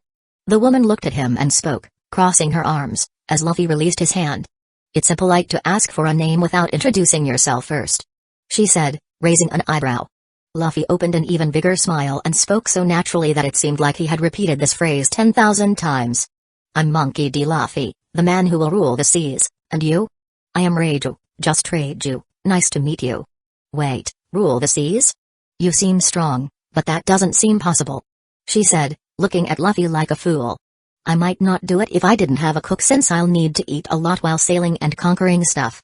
But don't worry, now I have you. Luffy would try to mess with her at any possible opportunity now. Huh? I already said no. She insisted angrily. Luffy would try to provoke her even more, but a thunderous voice interrupted their conversation. What's happening here? The voice roared from the kitchen entrance, and a man with a big hat and a peg leg appeared in both of their views. Owner-san. A man is trying to steal Miss Rachel. Do something. One of the waiters shouted quickly upon seeing the owner of the place. Is that true? The man referred to as the owner, Zeph, looked at Luffy in front of Raju and scratched his chin, thinking of something. You can take this stinky brat if you want, I'll give you a discount. No, I'll even pay for your lunch. Everyone, whether waiter, customers, the crew, or even Luffy and Raju, all fell to the floor stunned by this. How can you speak like that, old man? Raju shouted angrily. Sir, he can't take Miss Rachel. Stop this, my lord. Shut your mouths and get back to work. Zeph roared at them to shut up. And you, Rachel, you stinky brat, if you want to leave with this man, finish your workday first. He said and went back towards the kitchen without waiting for her response. WHO said I'm leaving. Rachel was furious with Zeph's suggestion. Luffy, finding the situation amusing, laughed without any embarrassment in front of his future cook. Ha ha ha ha ha ha. Rachel, now more irritated, retorted as she crossed her arms, and you? Don't find this funny. Luffy, still laughing, teased, I just wanted a cook, didn't expect such an entertaining show. A stunned waiter, muttering to himself, these pirates are crazier than usual today. Zeph from the kitchen shouted back. And you, pirate, if you make more mess, you'll have to clean everything up afterward. Luffy, with a mischievous smile, replied. Alright, old man, I'll behave. For now. Customers in the restaurant, observing the chaos, exchanged surprised glances. Well, Luffy, nice meeting you, but I'm taking your table's order to the kitchen, and I'm not joining your pirate crew. Goodbye. Raju said, not giving Luffy a chance to react, and quickly walked away. With nothing else to do but watch the waitresses back, Luffy returned to his companions, who stared at him like hawks, especially the women. What the hell was that? Nami shouted at him as soon as he sat at the table. Ha ha ha, I was recruiting our cook. Luffy said, smiling, and noticed some odd behaviors. Hey, why is Shirahoshi acting like that? Luffy asked curiously. The mermaid in question was all red, unable to look at him, as she placed both hands on each cheek and turned her face as if she were thinking of something embarrassing, making a rather cute expression, in Luffy's opinion. Nothing you need to know. Kuina said angrily. Is that how you invite someone? Johnny and his partner, Yozaku, asked Luffy as if they were talking to their idol. Of course that's not how you do it. Usopp shouted, giving 2 punches to the men. Anyway, she'll be coming to the ship soon, I have no doubt about that. The captain said with a smile on his face. She didn't seem to want that. Zoro said calmly. Don't worry, before they even realize it, she'll already be sailing with us. Luffy insisted confidently. It didn't take long for the food to arrive at the table, brought by other waiters who looked grumpy at Luffy, trying to snatch the beauty of the restaurant from them until recently. This is really good. Shirahoshi exclaimed, trying new flavors. Ouch. Indeed, it's great food. Why do you only eat raw salmon? Kuina shouted at Yamato. Because it's my favorite food. She said confidently. Favorite food? Or did she read that in Odin's diary? Luffy thought as he watched Kaido's daughter devour all those fish. While they ate, making quite a noise for almost an hour, an unexpected event occurred. Boom. The restaurant door swung open, and Full Body appeared soaked and injured through the doors. His gaze swept everyone in the restaurant, but his expression intensified when he looked at a certain table in a corner. You! He shouted upon seeing the group that destroyed his ship. He came here again? Usopp said. Hearing this, Full Body could only clench his fists even harder. I'll destroy you, I swear, as soon as I get in touch with my superiors. Ouch. While making a threat filled with hatred towards the crew, a shadow appeared behind him, giving no time to react, and the Marine was kicked aside, falling unconscious. This startled almost everyone in the restaurant, well, almost everyone. The shadow revealed itself as it began to enter the place, showing to be an injured pirate. Him? Wait, I forgot he was inside Full Body's ship. Ha ha ha ha. Luffy remembered Jin from canonical events and couldn't help but burst into laughter. What are you laughing at? Ha ha ha ha. I forgot about this guy, but I can't help but laugh, Not when I remember throwing that cannonball when he was inside the ship. Imagine him being crushed by a crane ball with increased gravity pressure. Ha ha ha ha ha ha ha. Luffy began to laugh at the man's misfortune. The man didn't seem to appreciate the mockery while being the target of laughter, looking at this man who laughed at him with hatred. However, he couldn't do much, as he was all battered and weak after days without proper food.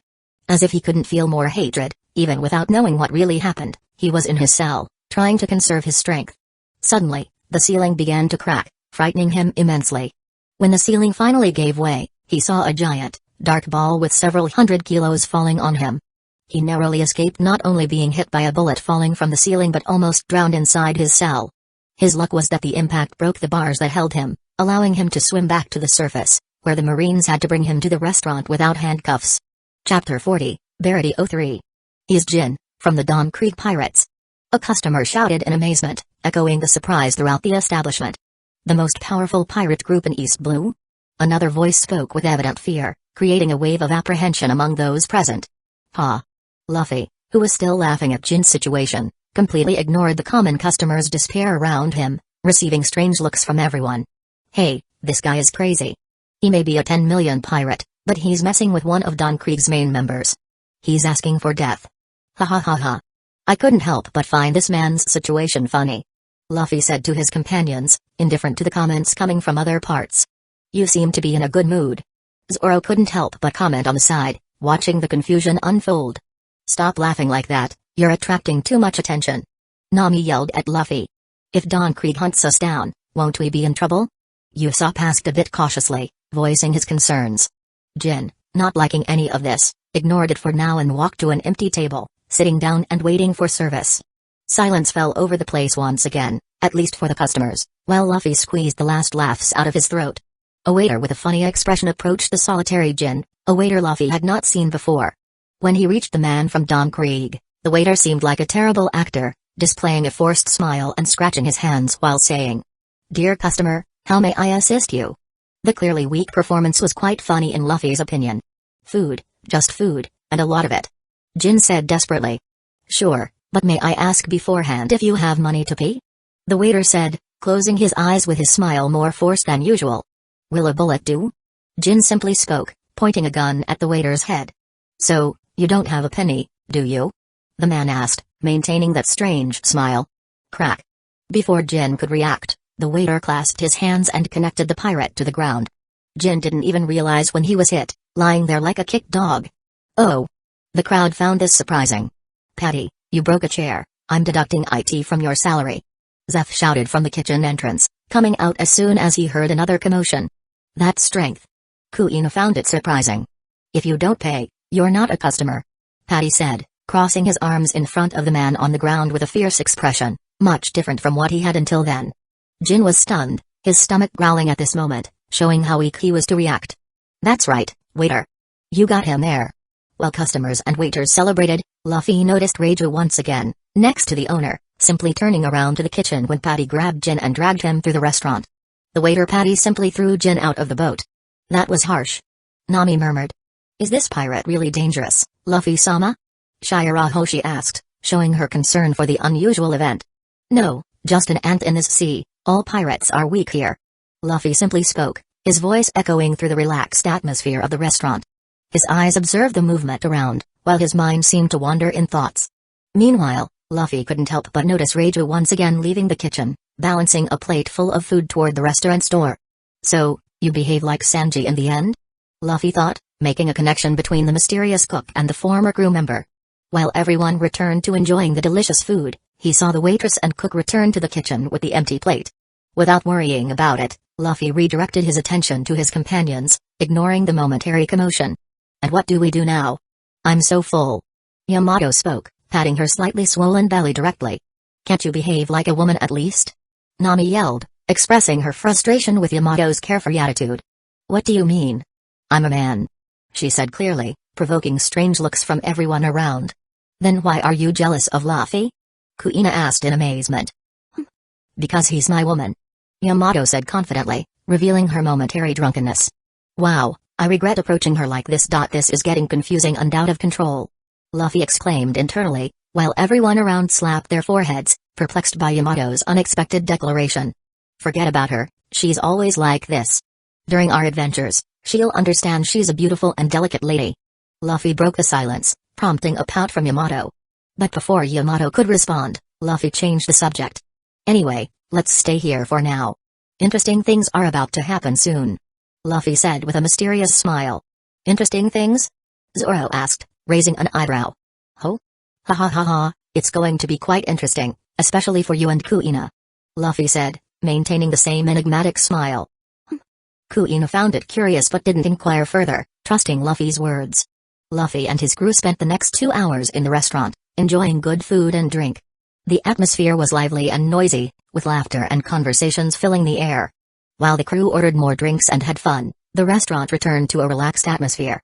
During this time, Luffy noticed that his cook, Reiju, didn't appear in the area anymore.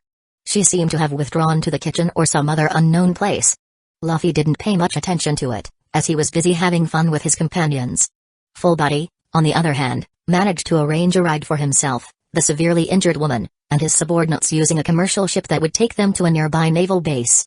The transition to the ride went without major incidents, and soon, the group was on their way to their next destination.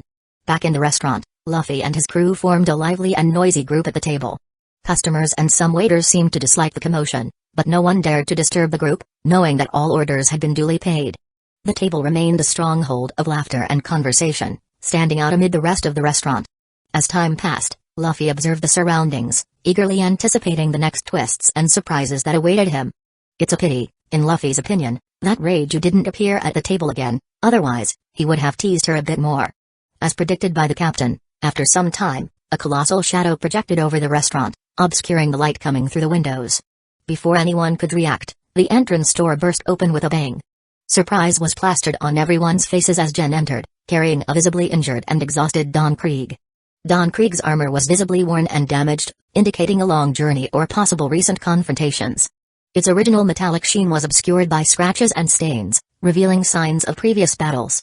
Wood fragments and traces of smoke adorned the surface of the armor, suggesting that its wearer had faced considerable challenges. Don Krieg's physical state also corresponded to the condition of his armor. His countenance showed marks of exhaustion, with drops of sweat and dust mixed. The expression on his face indicated not only physical fatigue but also a certain dose of despair and need. While Jin carried him into the restaurant, Don Krieg's clothes were torn and disheveled, revealing wounds and bruises on his flesh. His clothes, which in previous times possessed a pirate grandeur, were now devoid of their former splendor, displaying signs of a difficult and challenging journey. The immediate reaction of someone echoed through the environment. What? It's Don Krieg. Everyone's attention turned outside, where they were met with an impressive sight. Beside the restaurant stood an imposing pirate ship, truly a battleship that commanded respect solely through its imposing presence. Look out the window. There's a pirate battleship next to the restaurant. Another voice exclaimed, further increasing the general perplexity in the face of the magnitude of the pirate vessel. They're the Don Krieg pirates. Run. Everyone crowded around the window to see the enormous pirate boat, whose size overshadowed all other boats in the dock. Please. Help us. Jin shouted next to his captain, desperate, before anyone else could react. Of course not. Patty shouted, crossing his arms as if Jin were a fool. Please don't help me. I promise. To leave. Right after. Don Krieg seemed so pitiful and weak, his words came out in a pitiable whisper. Ha ha ha ha ha. So, this is the strongest pirate in East Blue? How pathetic. Patty mocked again, looking at the man in front of him, whose appearance didn't match at all with the wanted poster or news in the newspapers. Please. He continued to speak weakly, oblivious to the mockery around him. Please, help. He's going to die of hunger, he hasn't eaten in days. Jin shouted as people turned their faces, trying to ignore him. What hypocrisy. Luffy thought, considering that this same pirate, starving to death, must have taken thousands of lives, people who were in a more lamentable state than him. Now, he acts like a desperate dog begging for help. Luffy didn't have to wait long for Reiju, the beautiful waitress, to come out of the kitchen with a plate of food while smoking a cigarette, not caring about everyone around. She brought the plate in front of the pirate, patiently waiting for him to start eating, under the stunned gaze of everyone. Why are you doing this, Reiju? Patty shouted at his colleague. We shouldn't let anyone go hungry. She replied calmly, while the pirate, Don Krieg, wasted no time and devoured the plate in front of him, not caring about anything else. Everyone commented on how this was a bad idea, while the beautiful woman patiently waited for the pirate to finish his meal. As soon as he put the last spoonful of the plate into his mouth, before Raja could react, Don Krieg stood up and punched the woman who fed him, leaving everyone stunned. Luffy watched the woman fall backward. He didn't help her because he wanted to see her abilities, but she seemed to be on the same level as Sanji. Jin, seeing this, demanded to know the reason for the attack on Raju, the only person who took the initiative to feed them, resulting in a strong blow to his arm from the captain himself. The man didn't seem to care about his subordinates' questioning. He glared fiercely at everyone present, making his demands. I want all the food you have. For all my men over there. He pointed to the ship. This left everyone startled, and a crowd of customers began to run to escape on their ships in the docks. They're bad people. Shouldn't we run too? Princess Shirahoshi couldn't help but cry in fear. Why? The salmon is so good. Yamato said, stuffing a fish into her mouth without paying attention to the commotion. How can you be oblivious to what's happening around you? Usopp grimaced as he shouted at Yamato. Ha ha ha. Don't worry, we have a new guest coming by sea, and I really want to see that. Luffy spoke excitedly, eager to meet Mihawk for the first time. Take this. Patty came out with some kind of bazooka, something Luffy didn't imagine seeing in this world, and shot Krieg point blank. Boom. The explosion raised smoke as it subsided, but Don Krieg seemed unfazed by the attack. What? Everyone expressed fear at this moment, seeing that things were getting very bad for them. Do as I say, give me all the food to feed my crew, otherwise, I will destroy this restaurant. He exclaimed like a madman and continued announcing his plans. I intend to return to the Grand Line and prove that I am the strongest man in the world. He declared. Raju got up calmly, a bloodline on her forehead, but she didn't seem bothered by the injury. Luffy wondered what she would do, and when she headed to the kitchen with the displeasure of her men, shouting at her for feeding their enemy, a hand caught her and stopped her from continuing to walk. Hey, why is my cook going to waste food on a dead man? Luffy casually asked, ignoring the imminent danger. Chapter 41, Verity 04. Somewhere on the sea, East Blue. Hey, why is my cook wasting food on a dead man? Luffy casually inquired as he appeared at his side, unnoticed by anyone, without anyone having time to react.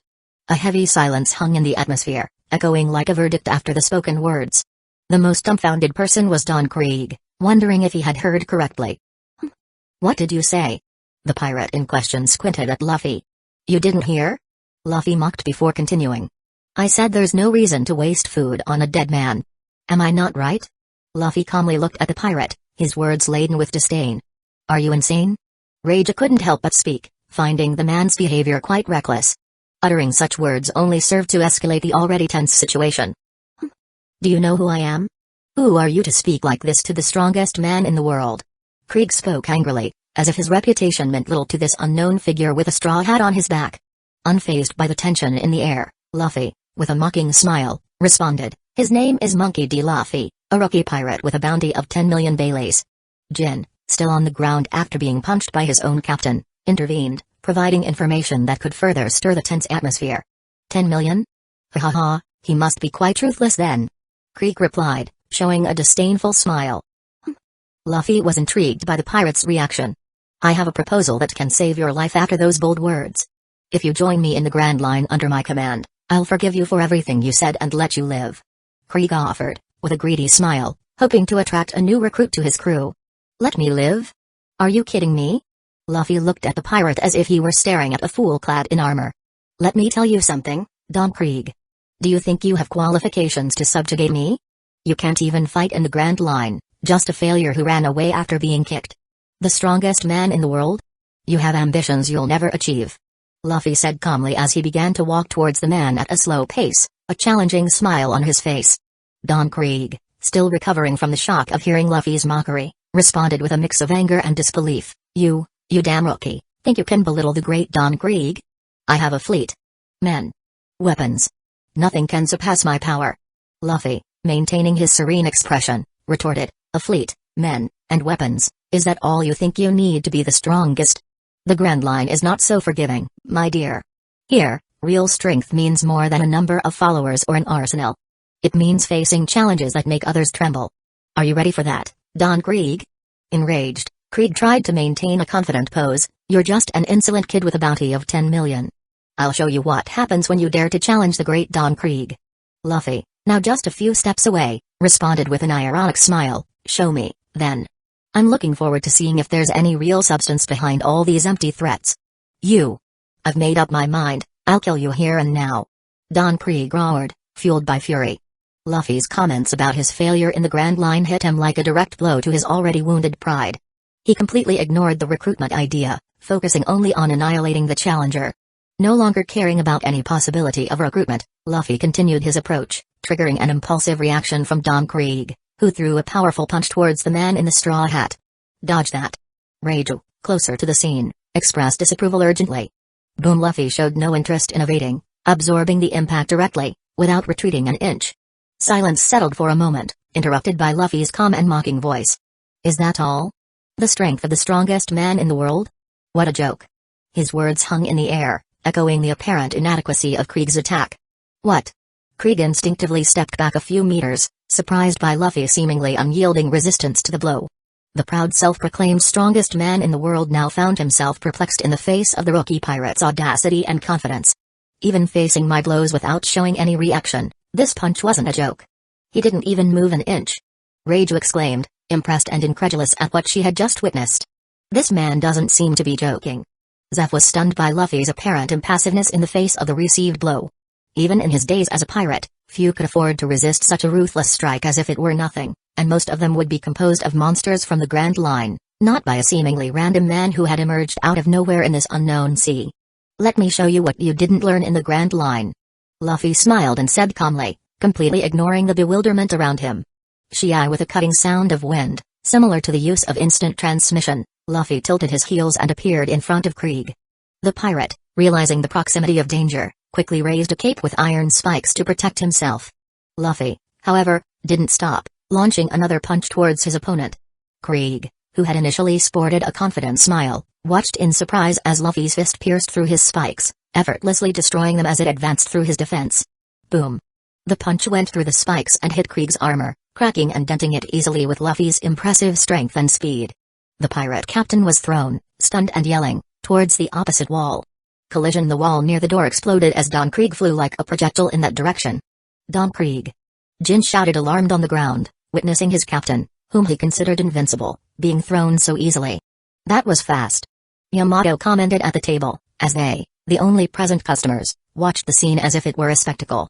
They knew Luffy's style and anticipated his action. Luffy is truly a monster. Usopp couldn't help but express his admiration. Is that the bad guy? But Luffy-sama defeated him so easily. Shirahoshi tried to understand the complexity of the situation. Why am I surprised? Kuina murmured, observing a scene that, since coming back to life, had repeated itself many times. He didn't even break a sweat. Nami commented, lost in her own thoughts. Brother Luffy is so amazing. Johnny and Yosaku exclaimed in unison. Ha ha ha ha ha. Interesting. Zeph laughed as he looked at Luffy's back. I'll charge you for the damages to the restaurant, heard? Zeph warned Luffy, not forgetting to emphasize his concern for the establishment. Reiju, in turn, couldn't articulate any comments in the face of what she had witnessed. Do you think you can defeat me? Krieg's voice emerged from the wreckage of the destroyed wall, and he appeared again in front of Luffy. Boom. Everything in the broken place rose as Krieg reappeared. His forehead was bleeding, and one hand supported the spot where he had taken the blow. The armor was sunk into his chest, and the expression of pain was evident. Krieg looked at Luffy with hatred, gritting his teeth tightly. I will kill you, Krieg declared, while Luffy just stared at him indifferently, waiting for the next act of this unlikely spectacle. Okay, I heard you. But can you wait a bit? There's an event about to happen right now, Luffy said calmly, diverting his attention from Krieg and turning to the pirate ship visible through the entrance of the place. You dare ignore me? I will kill everyone here. A furious Don Krieg roared, raising his hands and preparing to release poisonous gas into the restaurant through a pipe in his armor. Luffy, however, completely ignored the threat. His attention was still focused outside the restaurant, and he continued, saying, Zoro, Kuina, look at the ship. You're about to see the greatest swordsman in the world in action, Dracula Mihawk. He shouted to his companions at the table. What? Both Zoro and Kuina were surprised by the revelation and immediately turned their gaze to the ship, trying to identify who Luffy was mentioning. What? Don Krieg also couldn't help but exclaim, recognizing the name with anger and fear, his worst nightmare since entering the Grand Line. Had he followed him to this sea? The strongest swordsman in the world? It was the general amazement, both from Krieg's companions and the restaurant patrons. It wasn't something you saw every day, and even Zeph was astonished, Everyone turned to observe Don Krieg's battleship. The expectation in the air was palpable, and it didn't take long for the action to begin. Cut. Suddenly, lines appeared in the air, moving with agility and precision across the pirate ship. A second passed, and under the astonished gaze of everyone, the lines opened, cutting through the ship as if it were butter, tracing impressive straight lines. Boom. What? A collective exclamation escaped from everyone present, surprised by the incredible demonstration of skill and mastery.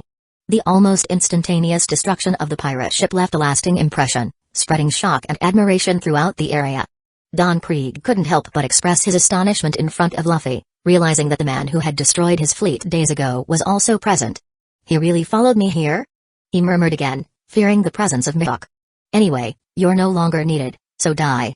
Luffy, seeing the spectacle before him, turned his attention back to Krieg, aware that he was no longer useful there. Luffy took a coin from his pocket and flicked it towards Don Krieg. More fruit model, amplify human devil fruit, speed, apply 30 times. The coin flew towards the pirate before he could react, piercing through his head and making him fall backward immediately.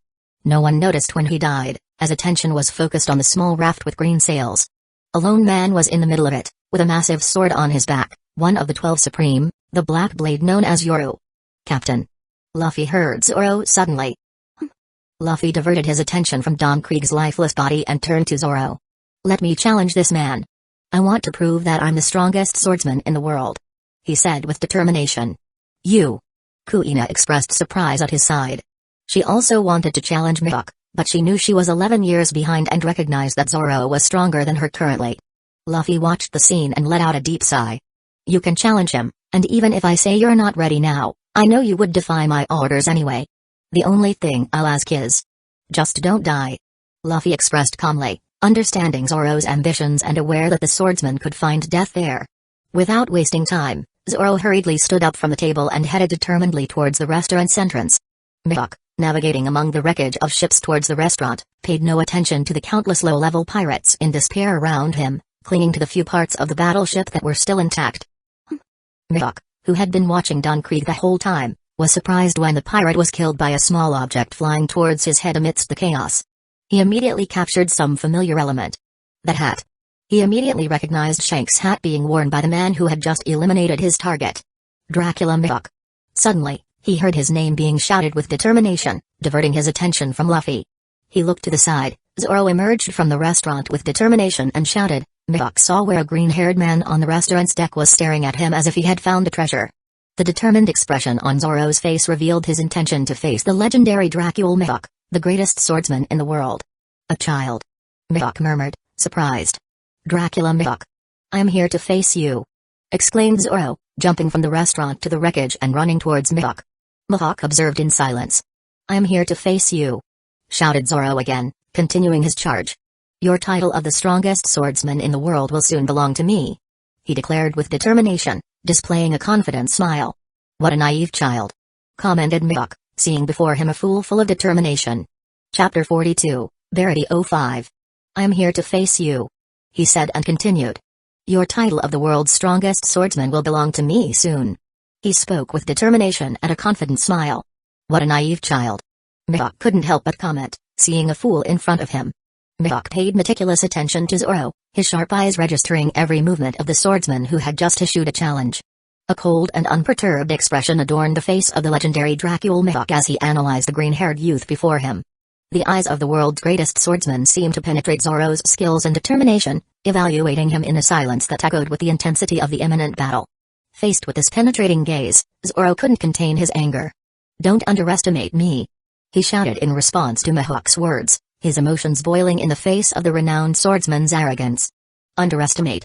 I am merely observing a cub entering the forest wanting to be at the top of the mountain, without understanding the truths of the sea. To me, he is just a naive child. Retorted Mihawk calmly, finding it peculiar how someone so inexperienced in this sea could be so audacious and, at the same time, so blind. Determined to prove his worth, Zoro responded angrily. I will show you that you're wrong.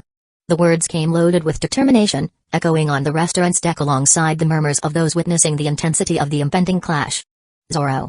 Kuina murmured, observing the scene alongside the other crew members. As the realization dawned on everyone around, they finally noticed Don Krieg's death as they directed their attention to Mihawk. They emerged from the initial state of shock to realize that the fearsome pirate had silently fallen, a victim of a fatal blow to the head that had gone unnoticed. But what happened? A waiter murmured, his wide-eyed gaze reflecting shock. Is he really dead? Questioned another, unable to believe the scene before his eyes. Don Krieg. Jin lamented as he ran to the lifeless body on the floor. Usopp, standing next to Luffy, observed the reactions of the people around and couldn't help but comment. Looks like the fight wasn't as balanced as we imagined. Luffy didn't respond, his attention was on Zoro at that moment.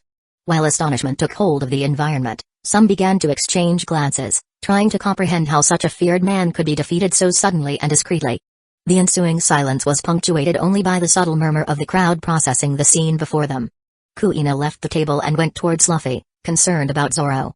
She broke the silence by questioning Luffy, whose gaze remained fixed on the restaurant's deck, where everyone began to gather to witness the unfolding sword duel after processing that Don Krieg was dead. He's not ready for this fight, is he? She asked. Luffy, equally focused, replied calmly. No, he will lose and be humiliated, maybe even killed.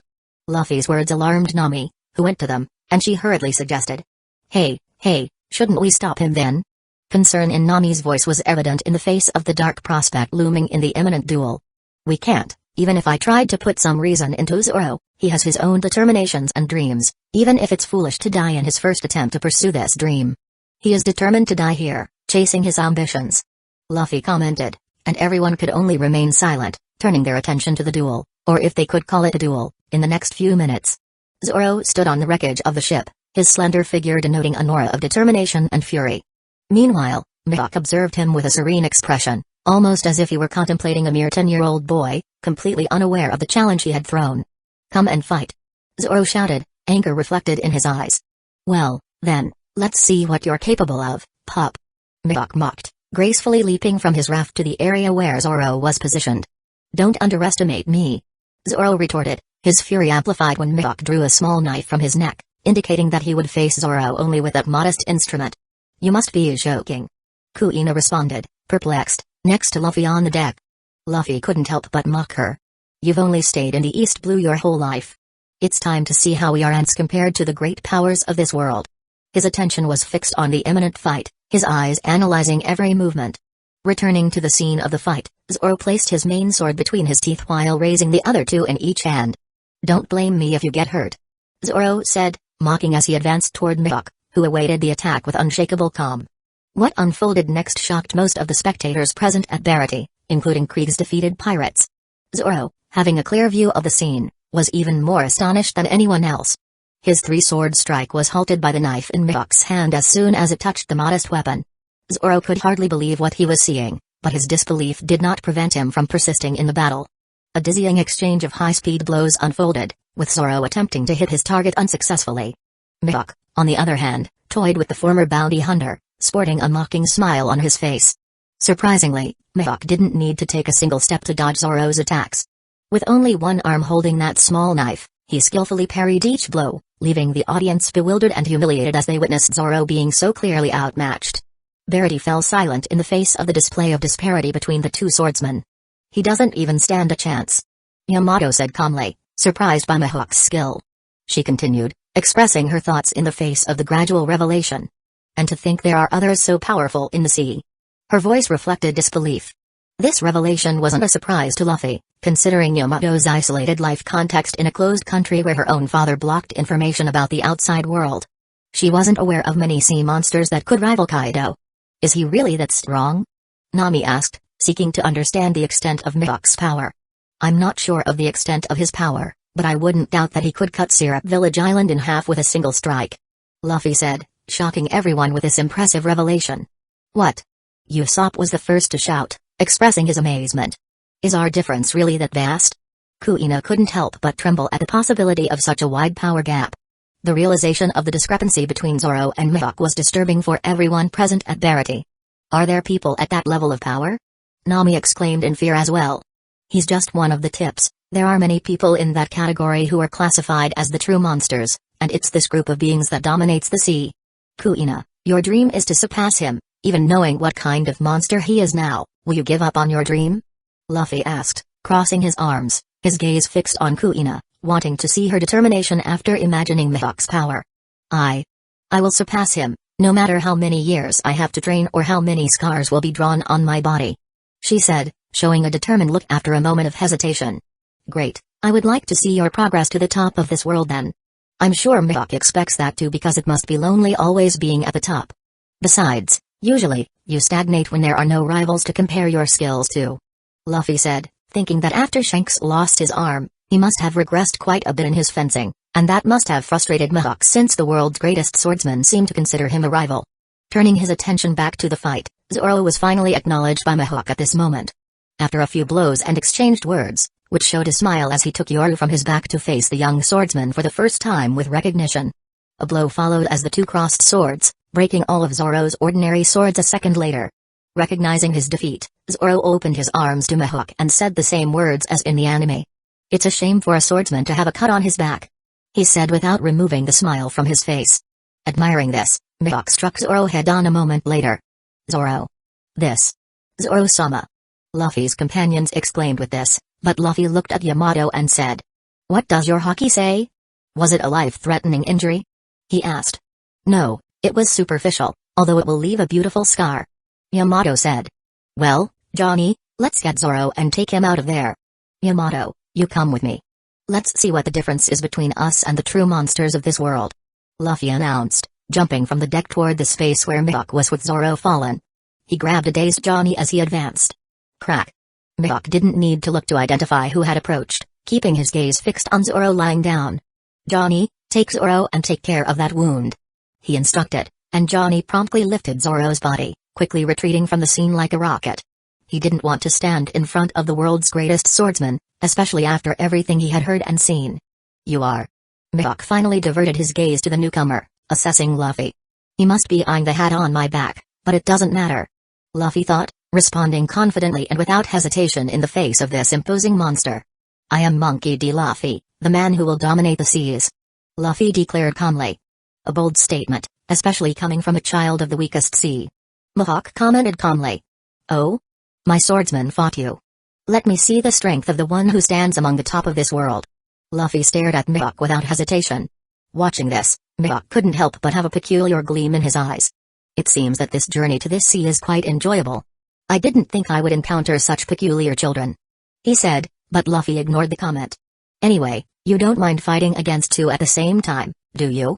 Luffy calmly questioned, receiving silence as Mihawk's response, who didn't need to say a word. Boom.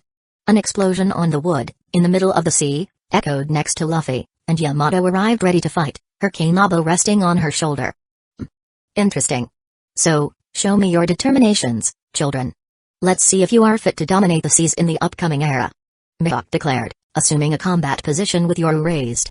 He acknowledged that he couldn't underestimate the two in front of him. What surprised him more was the presence of the white-haired, horned woman. She was too powerful to be in this sea or even in the first part of the Grand Line. The same thought applied to the boy Shanks constantly praised. Here, he proved to be much more formidable than Mihawk initially imagined, considering that the boy should be only 17 years old but now looked like an incredibly powerful man, far from being underestimated, even as a rookie. Luffy took his saber from the holster on his waist, which looked like a scimitar for the first time since he bought it at the system store. He didn't know anything about fencing until now, but he could learn a little from this fight. Aware of her opponent's immense strength, Yamato assumed a serious posture.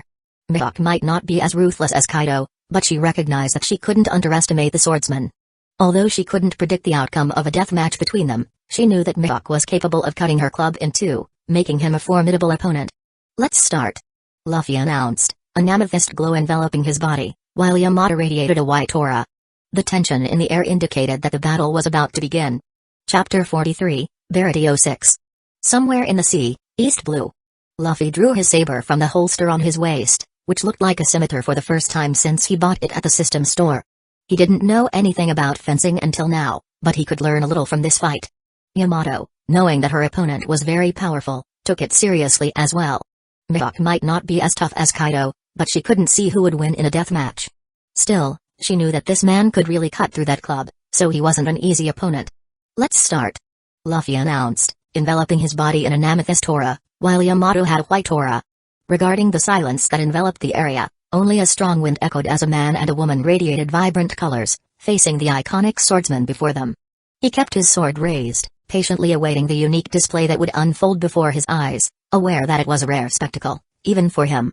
Luffy, wearing only dark pants and a boot, proudly displayed his pirate cloak with a Jolly Roger as his body was enveloped in intense purple flames.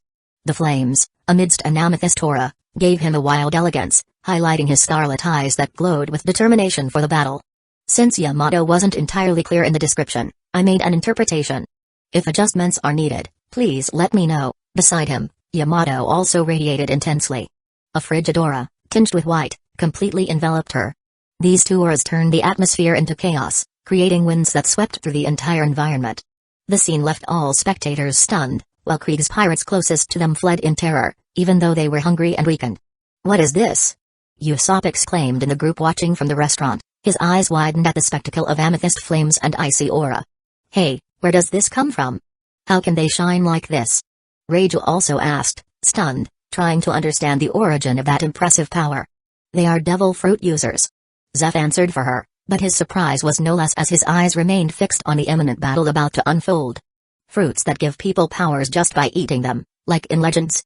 Patty exclaimed beside him, perplexed by the revelation. "Yes, although I don't know what kind of devil fruits they have, this explains a lot about the man's strength, who even killed Krieg while no one was looking," Zeph said, his eyes still glued to the imminent fight. "Do you know which fruits they ate, Kuina-sama?" Shirahoshi asked, curious about the origin of Luffy and Yamato's extraordinary powers. "I don't know. It has always been a mystery to all of us. We only know that Luffy can create powerful flames, and Yamato can freeze even the sea," Kuina replied. Despite being one of Luffy's closest associates, he never fully revealed his potential, limiting himself to fighting with Yamato and using some powers, nothing compared to the spectacle unfolding before them. "Yamato told me once they each ate a kind of mythical zone, although I don't know what that means. It must be worth a lot of money," Nami commented, causing a surprised expression on Zeph at the unusual revelation.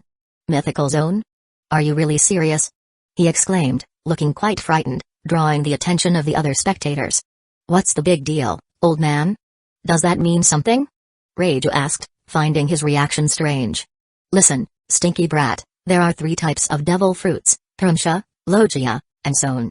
He began to explain, gaining even more attention from everyone, even though they continued to focus on the oars covering Luffy, Yamato, and the sound of the wind blowing around. And he continued to speak. "Pay attention. Perumsha grants strange powers, ranging from creating an invisible barrier to slowing down a target with lightning. Each fruit imposes a power limit, but that doesn't mean you can't become powerful, even if the ability initially seems weak. It all depends on the user and their imagination as they develop the fruit's ability. The Logias are considered invincible, as they transform the user into an element. Not only does the user acquire the power of that element, but their body also becomes elemental, making them immune to physical damage," he said, gaining astonishment from his audience. "But, as much as the body is elemental, there are many countermeasures to fight them. Now, about the zones, there is the zone fruit category, which transforms the user into an animal. But it can vary into 3 more categories in this classification. Let me explain. There are the common ones, which transform into any existing animal. Right after these, the ancient zones, which have the ability to transform into even more powerful animals, usually ancient and extinct or nearly extinct species in this world. They grant much more power to the user than the common ones. However, there is a 3rd category of zones that makes you transform into a legend, the mythical zones. Does that mean they are that powerful?" Reiju couldn't help but let her cigarette fall from her mouth at this moment. "If we take the power level classifications of devil fruits, I would put it in this order: common zones, Perumshas, ancient zones, Logias, and the most powerful and rare of all, naturally, the mythical zones. They are so rare that I heard you can count on your fingers how many users of them exist and that we know of, as far as the world has shown," Zeph said, looking closely at Luffy and Yamato. "Now, here, in this sea, in front of my restaurant, after retiring as a pirate, 2 mythical zones appeared in a single crew. I'm sure that would shock the world if it appeared in a newspaper the next day," he said, gaining the astonished look of all listeners. He wasn't the only one with this thought. Meanwhile, Mihawk was attentively observing his opponents. His sharp eyes analyzed every detail of Luffy and Yamato's extraordinary transformations, while his words echoed in the atmospheric chaos. 2 mythical zones, I never expected that, even in the New World. What are the chances of witnessing something like this? It's like asking to put Sengoku to fight Kaido. Or a war between Whitebeard's crew and the Beast Pirates. Something that would only happen in an event that would shake the world," Mihawk said, narrowing his eyes, his impassive expression contrasting with the turmoil around him. Now I'm seeing newly arrived pirates with such power under the same flag. First, that fascinating swordsman, Roronoa Zoro, who, despite being weak, has spirit and could become a challenge in the future if he doesn't die. Now I'm seeing these two users with powers that only those at the top of the world possess. Mihawk muttered, fascinated, letting his emotion show. In a moment of pure admiration, he couldn't contain the shout that escaped his lips. My name is Dracula Mihawk, tell me your names. He shouted to his opponents, as a recognition as he did with Zoro until a moment ago. My name is Monkey D. Luffy. Luffy said calmly, but his voice was heard thanks to his powers altering the sound. Yamato! Shouted the woman shrouded in the white aura. The auras persisted for a few more precious seconds, announcing the start of the metamorphoses that would unfold in the bodies of Luffy and Yamato. Luffy's transformation was something magnificent to witness. His skin gained a purple hue, muscles slightly expanded, and peculiar scales emerged, forming a unique armor. These scales adorned his hands and waist, giving him an imposing appearance. On his head, 2 horns appeared, curving backward, while amethyst flames danced around his figure. Surprisingly, this time, no wings or an extension of his hair emerged, but the metamorphosis was so impressive that it left his adversary before him with eyes wide open, absorbing every detail of this extraordinary transformation. The woman, surrounded by an icy aura, underwent an equally surprising metamorphosis. Her skin turned into white fur, simulating a layer of freshly fallen snow. Pointed ears emerged while horns grew, taking on longer tips on her forehead. She acquired the form of a humanoid wolf, replacing her feet with animalistic paws. Her hair grew even more, and a white, icy line drew a half circle on her back. Both auras, with their contrasting elements of amethyst fire and ice, created a magnificent vortex, highlighting the grandeur of the transformations occurring in their beings. The spectacle was hypnotic, capturing the attention of all spectators as they witnessed this demonstration of extraordinary power. Incredible, 2 mythical zones. This is truly surprising, especially for newcomers in such a weak sea. Mihawk pronounced these words even more excitedly. He really never expected this. He still wondered when he could see something like this in the New World, but ended up witnessing it in a simple amusement of hunting a weak pirate to this sea. The auras suddenly disappeared, revealing the 2 transformed individuals, who in everyone's opinion were no longer human, which also left them quite frightened. A resplendent layer, emanating elemental power, covered various parts of their bodies, plunging the area into a silence charged with tension. Is that Luffy-sama? Exclaimed Shirahoshi, her eyes widening in pure disbelief. My god, can they transform into this? Are these the most powerful devil fruits? Usopp asked, surprise stamped on his face, unable to contain the question bubbling in his mind. The silence was abruptly interrupted by the distinctive sound of an ouch, uttered by some spectator, expressing their own perplexity at the unexpected transformation. The murmur of surprise and astonished whispers swept through the environment, creating an atmosphere of amazement and anticipation as everyone processed what they had just witnessed, while spectators tried to understand Luffy and Yamato's stunning transformations. Is it real? Nami asked, her eyes showing perplexity. I knew they were powerful, but this is something else. Kuina exclaimed, her eyes sparkling with a mix of respect and fascination. I didn't expect this even in my wildest dreams. Usopp commented, still processing what his eyes witnessed. Reijo, who was closer to the front line, couldn't hide her surprise. These powers are almost unbelievable. As the reactions unfolded, Mihawk, the silent observer, finally spoke, impressive. These youngsters have more than just strength. They have the potential to change the tides of this era. Yamato, in her humanoid wolf form, let out a soft growl, demonstrating her readiness for the approaching battle. The wind, now laden with the energy of the 2 mythical zones, echoed through the surroundings, intensifying the already charged atmosphere. Old man, you don't seem to be joking. I feel my instincts screaming not to get closer to them more than to that swordsman. Reijo exclaimed beside him. Don't be fooled, brat. They are powerful, no doubt, but unlike the wild aura they emit, Mihawk is much more controlled, so you have the impression that the 2 are stronger. But don't forget they are in front of the world's strongest swordsman. Even the kid who stole you knows he can't win this fight. He said it himself before starting his transformation. Zeph said calmly. Who said he stole me? Reijo shouted angrily as Zeph still insisted on something she didn't agree with. They are going to start. Kuina shouted, and all eyes turned back to the fight, which was about to begin. Chapter 44, Verity 07. Old man, you don't seem to be joking. I feel my instincts screaming not to get closer to them more than that swordsman. Reijo exclaimed by the side. Don't be fooled, brat, they are powerful, no doubt about it, But unlike the wild aura they emit, Mihawk is much more controlled. That's why you have the impression that the two of them are stronger. But don't forget they are in front of the world's strongest swordsman. Even the kid who stole you knows he can't win this fight. He himself said that before starting his transformation. Zeph said calmly. Who said he stole me? Rage shouted angrily as Zeph still insisted on something she didn't agree with. They're going to start. Kuina shouted, and all eyes turned back to the fight, which was about to begin. Luffy felt a profound metamorphosis sweep through his existence. His senses, sharpened in an unusual way, perceived the world around him in an intensified manner. Each beat of his heart seemed to resonate like a distant boom, and the air had a sharper texture. It was as if he had acquired a more intimate connection with the environment around him.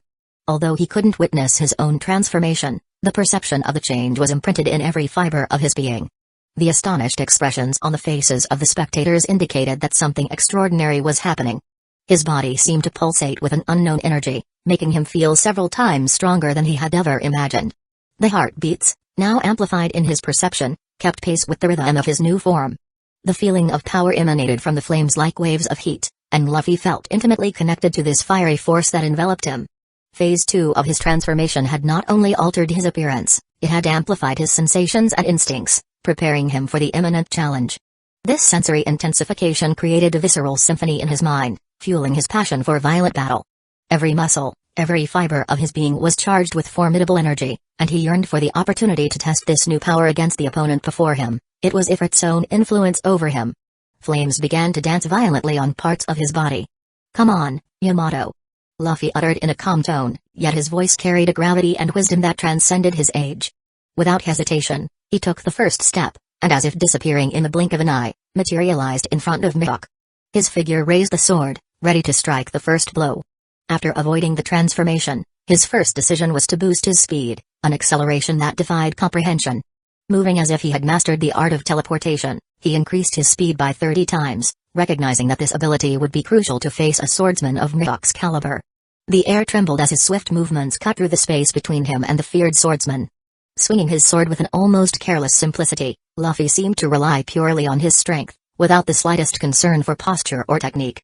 The gesture carried a tone of mockery in the sharp eyes of Mihawk, as the young man in front of him gave the impression of wielding a sword for the first time in his life.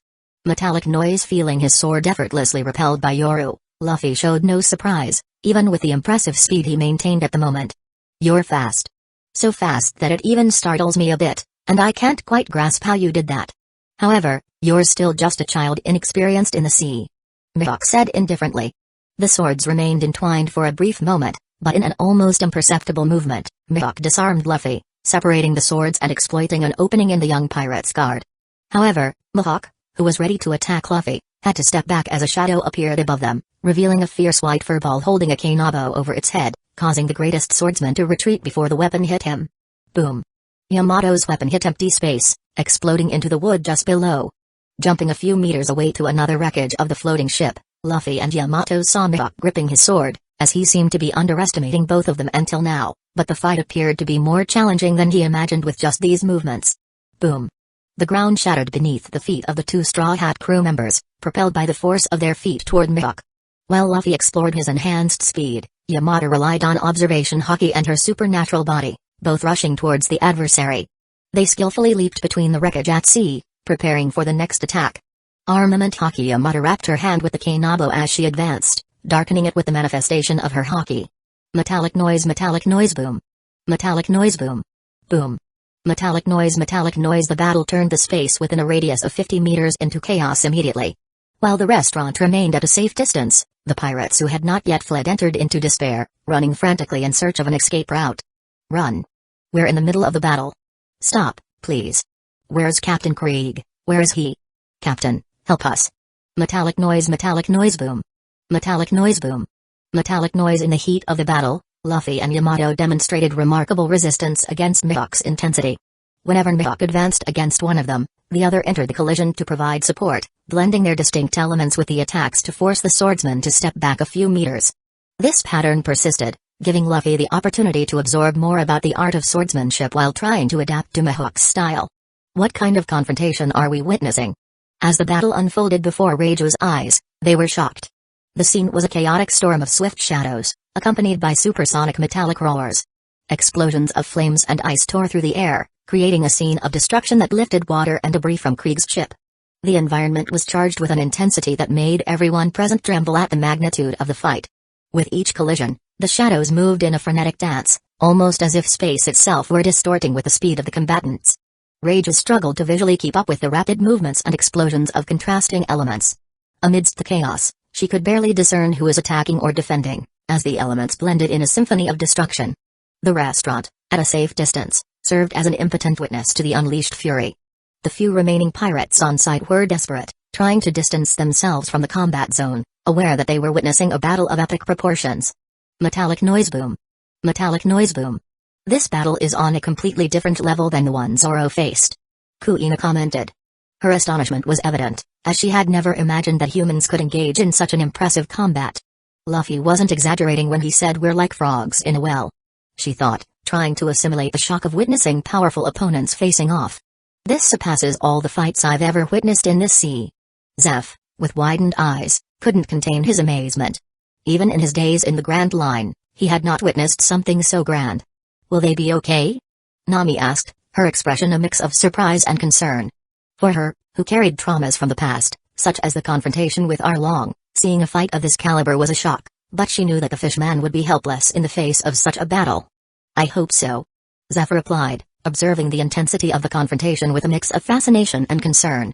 I don't want to get near that for anything. Usopp shouted, asking the restaurant ship to move further away. As the intense battle unfolded, Luffy assessed the situation. Darn, he seems to be holding back, but his expression remains indifferent, as if he's just testing us. Luffy thought to himself as he advanced toward his opponent.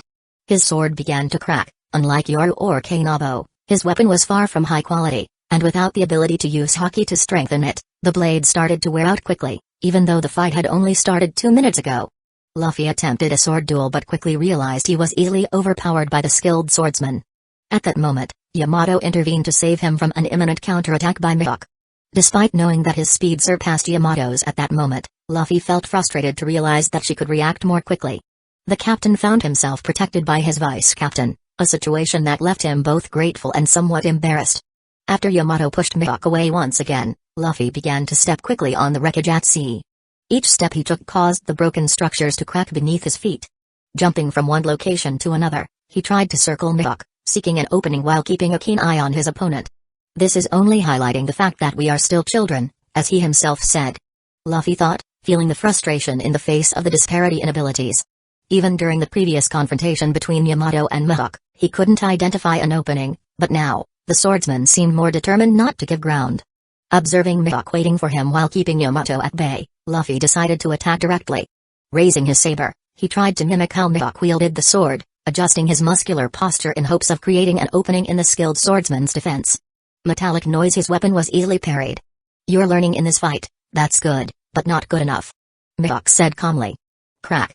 Minimal cracks grew upon impact, causing Luffy to narrow his eyes, and Mihawk gave a small smile. Your weapon is also quite B. Ah! A shout was heard, and Yamato in her mythical zone form leaped high above us. Divine swiftness, White Serpent. Yamato shouted, channeling energy into her weapon as an intense light projected toward Mihawk, placing itself between him and Luffy. Mihawk's hawk eyes quickly calculated the situation, realizing there was no room to dodge. With precise movements, he pushed Luffy away and raised his sword to meet the attack.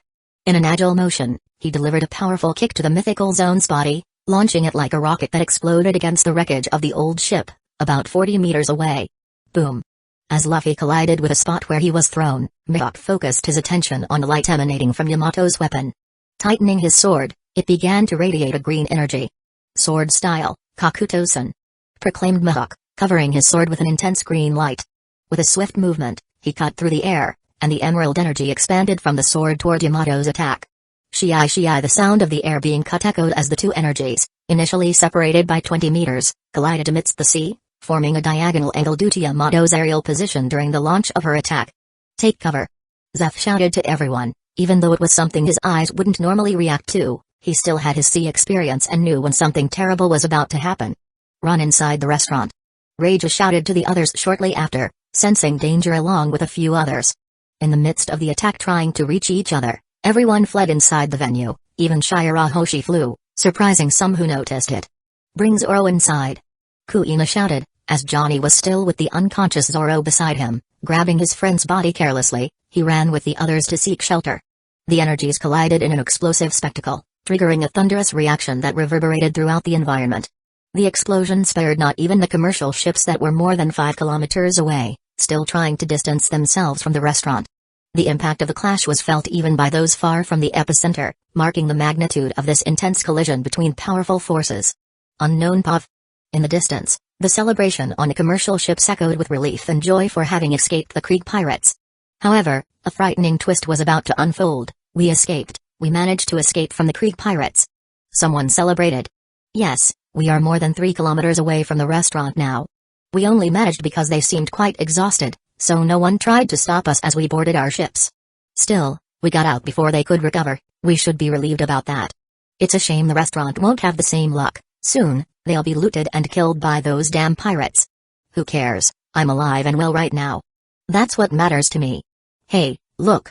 Someone drew everyone's attention amid the celebration. When they saw Krieg's battleship shattering with a precise and silent cut, the celebratory mood was instantly replaced by panic. Look. The ship. The ship is falling apart. Oh my god. What's happening there? Who cares? Let's go before it's our ship too.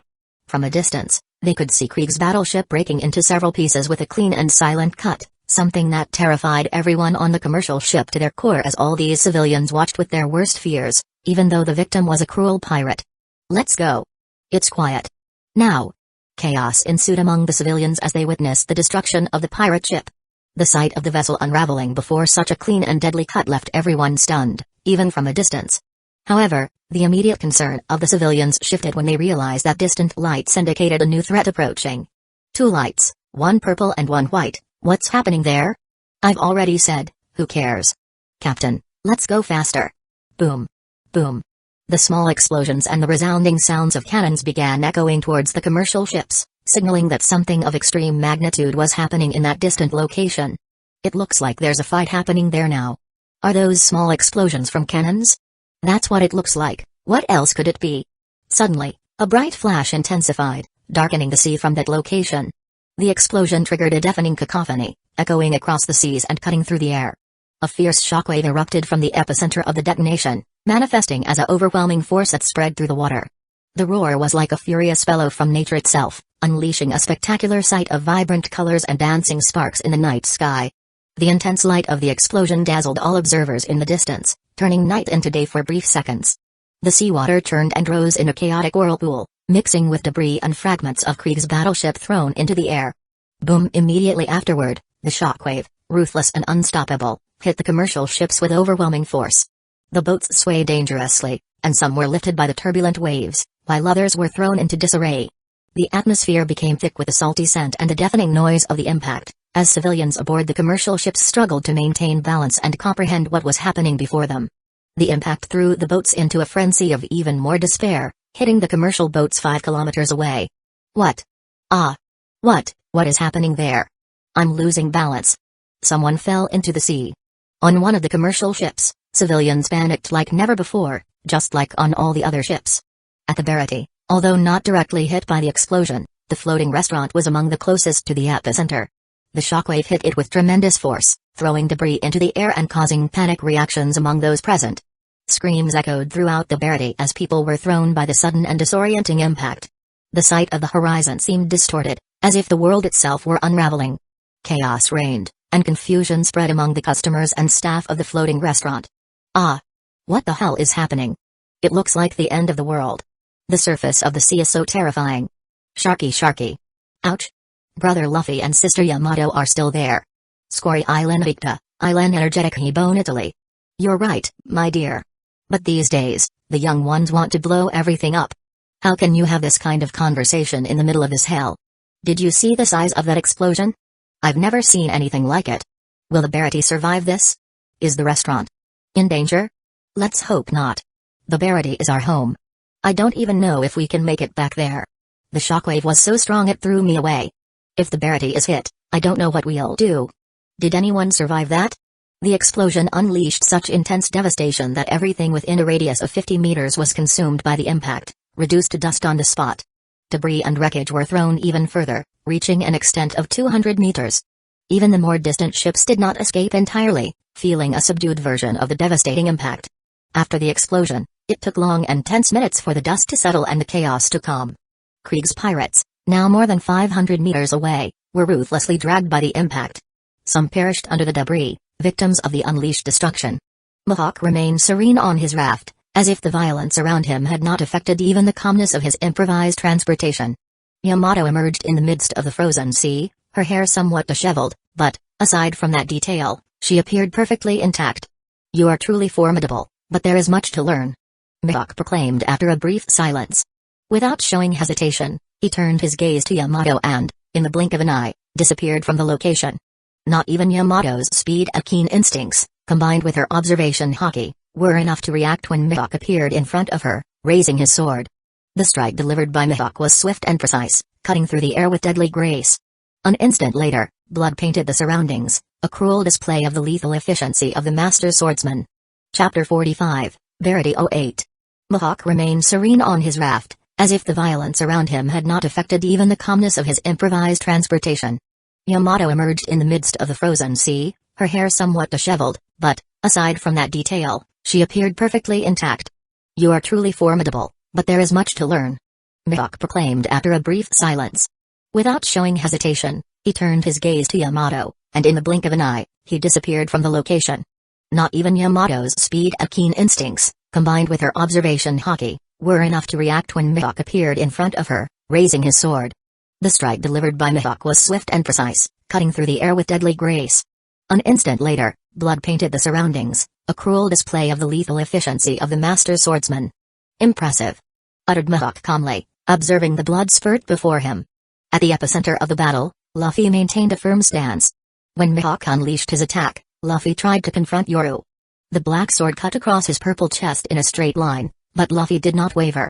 He faced his opponent without taking a step back, initially using his sword as a shield. However, the blade yielded like butter, accumulating damage on its already cracked metal throughout the fight. Mihawk did not hold back, still delivering a second blow towards Luffy and Yamato, the latter still unable to react. Faced with the imminent attack, Luffy, with no other option to avoid it, strengthened himself with the more fruit model, amplify human devil fruit a fraction of a second before the impact. Compensating for the lack of haki, he transformed his body into a shield between Yamato and the adversary's sharp blade.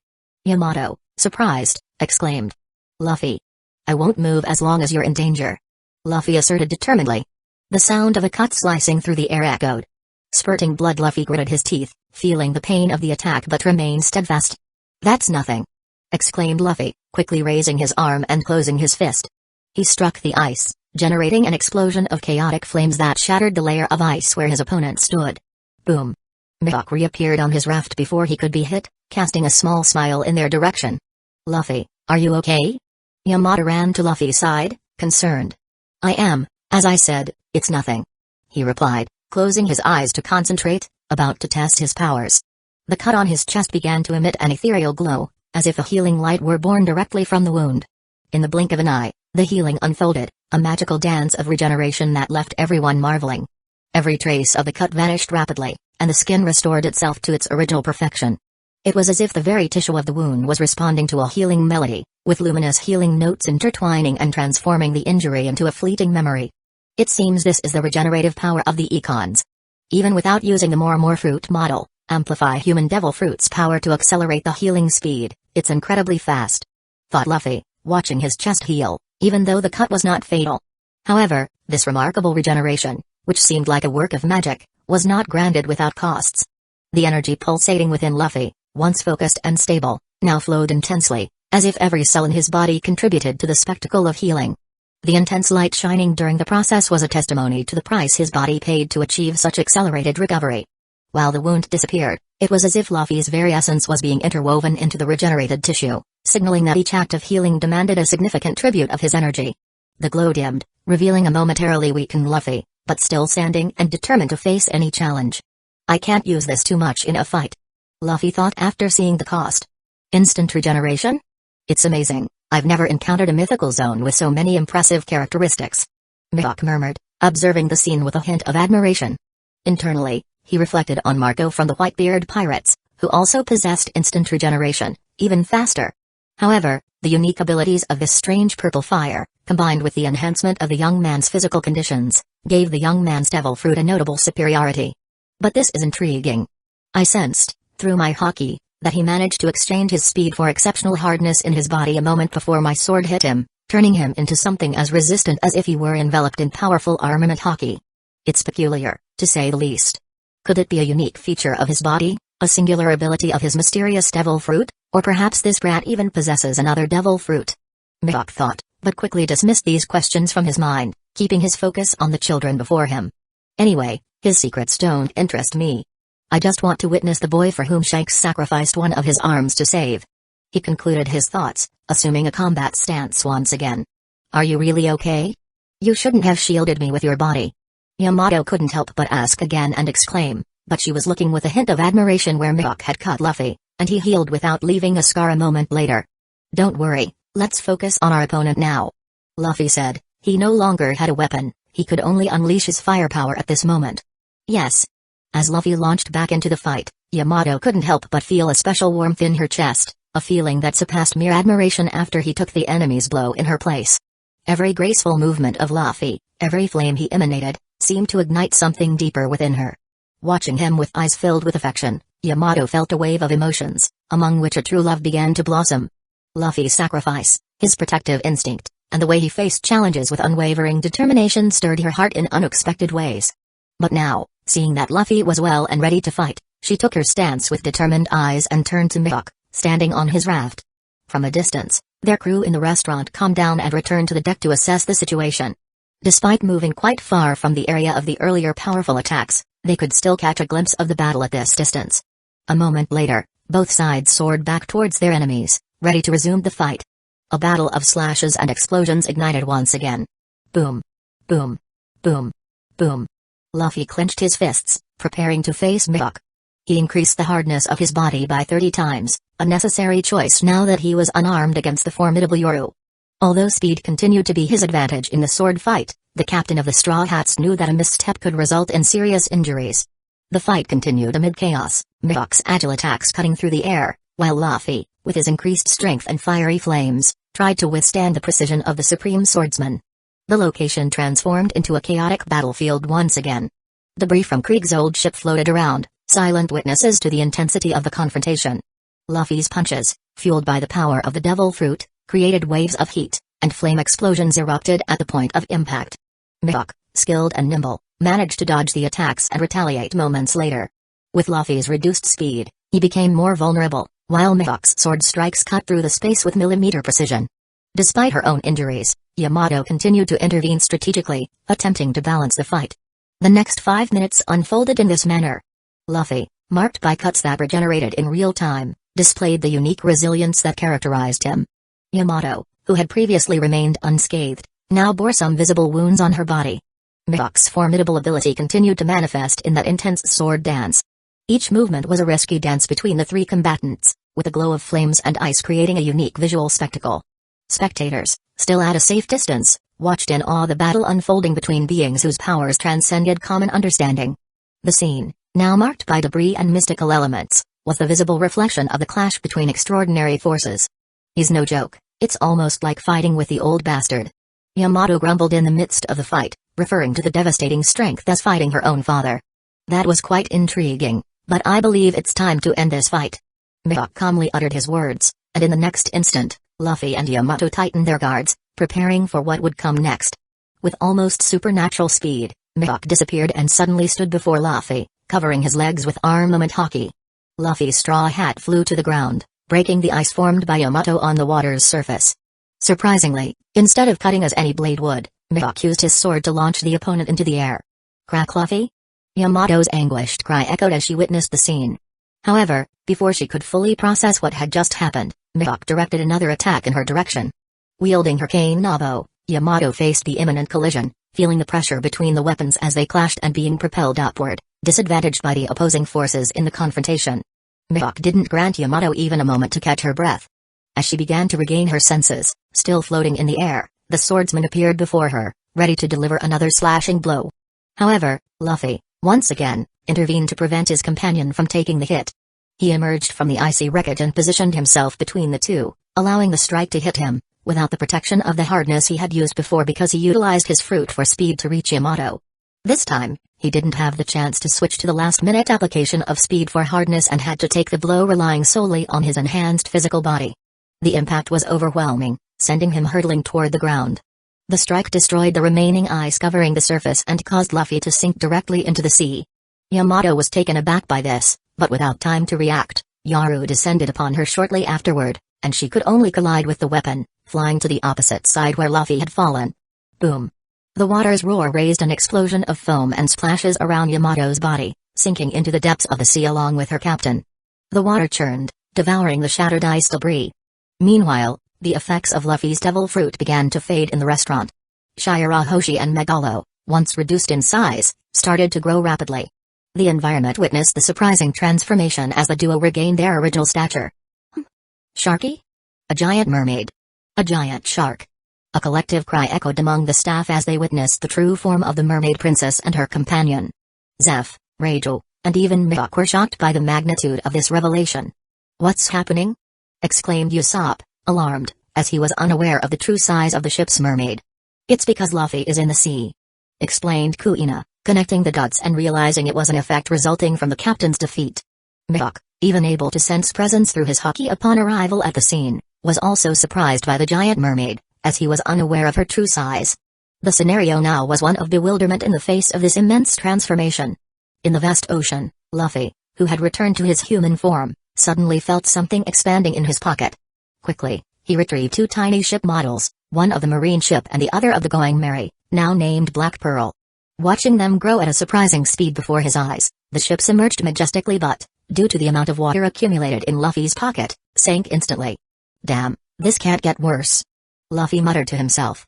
While remaining submerged, the situation didn't pose an imminent threat,